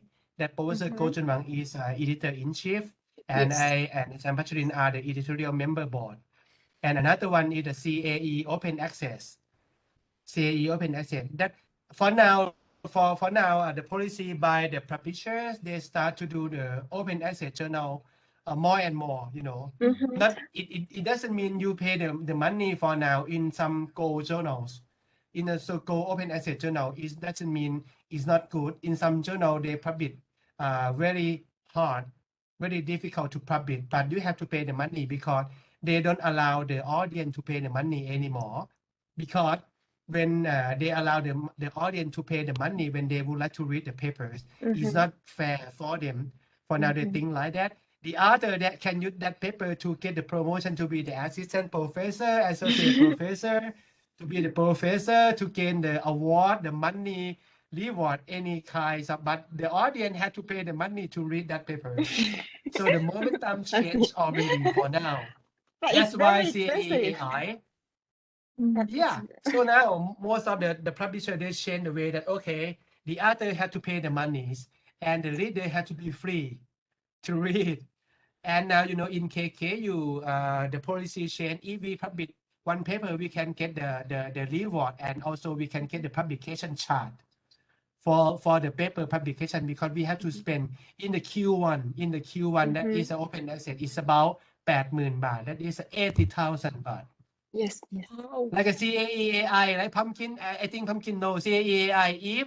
If after June this year, if you send the paper, if you publish the papers and then you accept, your paper has been accepted to publish, you have to spend about ประมาณ 100,000 baht.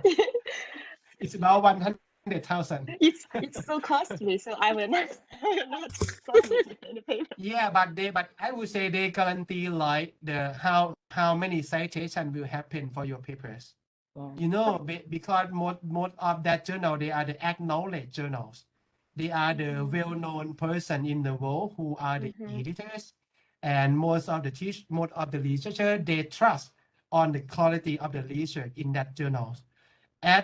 For now, as you know, อาจารย์พัชริน submit professor already, like อาจารย์อุ๋ย but for me, my dean complain me every day, right? Why, Why right? don't I submit my why don't I submit my work? Because I would say I would the one that I would like to go to on the special track. special pathway, special track. I don't want to That's submit cool. my research paper to get promotion to be the higher position. I would like them to take a look closer at my H index Yeah. and Wow, and that's the so unique, Ajahn. and the position, yeah, and the position of the PI project Oh, I and see. the number of the citation without self citation. There are 3 conditions. And I just would like to challenge myself to go on that track. And I would like to be the Wow. one that I would like to show that this is my personal passion, right? You know, at KKU, most of the social scientists in the faculty of education, they think we are the black sheep. You know what I mean? Because แกะ most ดำมิน of the ไทย researcher is แกะดำมิน Right. Thai. Because แกะ most ดำมิ of น the ไทย researcher in the other faculty, they publish routinely, you know what I mean, right? But for the social science, just very few educators who can publish research in the high impact journals. So every time that I go to have the meeting with them as the deputy dean for the research, that is my personal motivation. I would like to show them we can do it. So that's why I just keep my work here, and I publish 1 papers in the Journal of Science, Education and Technologies that I use digital game with Ajahn Pacharin. You know, almost every 2 days, I get notification from Scorpus that someone cite my work. Every 2 days. The one thing that I would like to share you, if you just put a lot of effort to do the difficult work, in impact jobs, you can sit on the computer and then count every day how many citations happen into your. So if I would like to get promotion in this track, I have to change my behavior to publish from Q3, Q4 or no Q to be the Q1 and Q2, right? Yes. Yes, Ajahn, So for now, I explained it to the dean, and the dean say, "Okay, up to you." The dean said, "Up to you." you are so brave. She lazy to talk to me anymore. But Ajahn, you know, as I told Ajahn Patari, because I want to find a job at the university after graduation, I have to have at least 4 journals in SACIQ1 to find a job right now. So it's Former very Hidon, hard. right? Former Hidon. No, in China, in Chinese university, almost the good university requires 4 papers. That is Q1 in SSCI. Q1 SSCI. So it's a basic criteria for PhD students. So it's very hard. Wow, that's very challenge. I hope Yes. Thailand will be something like that in near future.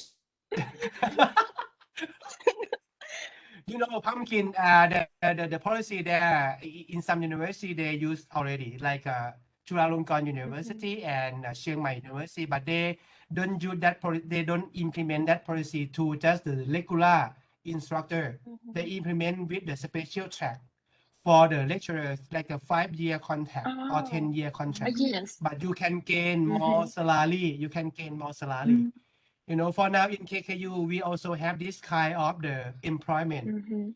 If you would like to gain more salary, but we have just a very short-term employment, like the 5 Yes. years, but you have to do something like this. You have to publish every year, and the qualification to get that employment is publish the paper in the Web of Science journal like SSCI, like you said.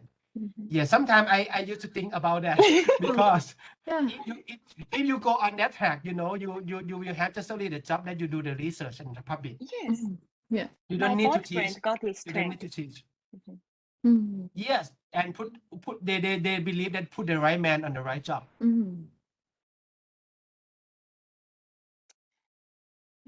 But it's also challenging. Oh, I really love this card, Ajahn Uy. We have shared a lot of idea that we have learned from our partner countries, and we can predict what's going to happen in Thailand in the near future. So before that policy will attract you, just try to finish as soon as possible for your PhD. Yes. As you know, in Actually, it's a 10. Yeah, อาจารย์อุ๋ยเชิญจ้ะ ค่ะ actually all 3 students they have their own pathway for develop innovation ไง all of them would like to integrate technology to be one part of their own innovation. For example, for Pumpkin, she would like to embed VR in the content of languages, right? Yes, again. And Oh, then okay. the content is about game-based learning, game-based gamification, game-based for mathematics. And for Snow, she also would like to develop some kind like application that can help students to better in English skill. Writing. I think writing Yes. writing English. Wow. So I think the personal life framework that Ajahn Joe presented today may fit with Snow ไง because if the system can detect what kind of the criteria that student missing and they can enhance at particular that criteria or skill or need to some kind like it's easy way to improve writing skill I guess. Yes, Right, no? and for now, if we put the personalizations and adaptivities, how to say, part into the research, I would say it's more easier to publish in high impact journals. As we know, we most of the researchers they employ the several pedagogies in the world for a long time ago, right? For many years ago. And for now, we just change the subjects content and change the kinds of so. But for now, we really need the more unique characteristic of the learning environment for the digital generation learners. So that's why for now, in some like another project that Ajahn Pachurin gained from the PNUB that she tried to put the personalization into the game-based learning, right? And I am a part of that research. So that's why when we put something like this, it hook the funding agencies. They would like, they really eager to see, to know what's going to happen when we can provide a specific learning pathway for the different for the student with different backgrounds. So this is a very a high impact question, research question for now. I quite agree of the Ajanjo quotation is about we need to know the characteristic or the key strength of journal that we would publish Yeah. our paper. For example, when I prepare manuscript to submit game and simulation, I know that most reviewer is computer part, some kind like that. So I publish that in term of the game-based learning, but I know the reviewer would love to see a flow chart, how to play that board game. I prepare flow chart for them. Yeah. So they accepted Good. our work and mentioned that, oh, I saw that you wrote the flow chart for playing the board game. It's easy for other people when they need to play the board game, for example, not just a brochure or state like just like an essay pay them with a flow chart. Yes. It's easy for them to catch our information. Yes, that's the way that I try to communicate to researcher at my faculties when the writing paper is a kind of the communication, you know. So if you communicate well, if you communicate in easier to understand, so why not the reviewer, they won't happy to read your papers. But if you try to explain the mechanism by using the textual information, so I am the one who don't want to read that part of the papers. So the flow chart, as Ajahn Uy mentioned, is a kind of the language, right? That we try to the better communication to the readers, and just not only the educational researcher can understand what we are writing there. Just some the people that they might interest on that kind of the research, they can also learn from our work. So that's a very important one. Oh my God. Your This daughter, is- right? she critic her dad at hair. นิชาลูก โอ้ย ลูกสาวนี่รู้สึกจะเป็นพระรามเก้าคาเฟ่ไปเรื่อยว่ะอุ๋ย I'm not surprising why she be like this. like her dad Okay, Alright, so today so I enjoy a lot in this class. So I think thank this you is a so time much, story about that. Ajahn, for your Yeah. valuable time for us. We enjoying a lot in your Yeah. seminar class here. And then we hope that we learn from here a lot and we could apply in our thesis and research in the future for both our work and publication. So really thanks from the heart of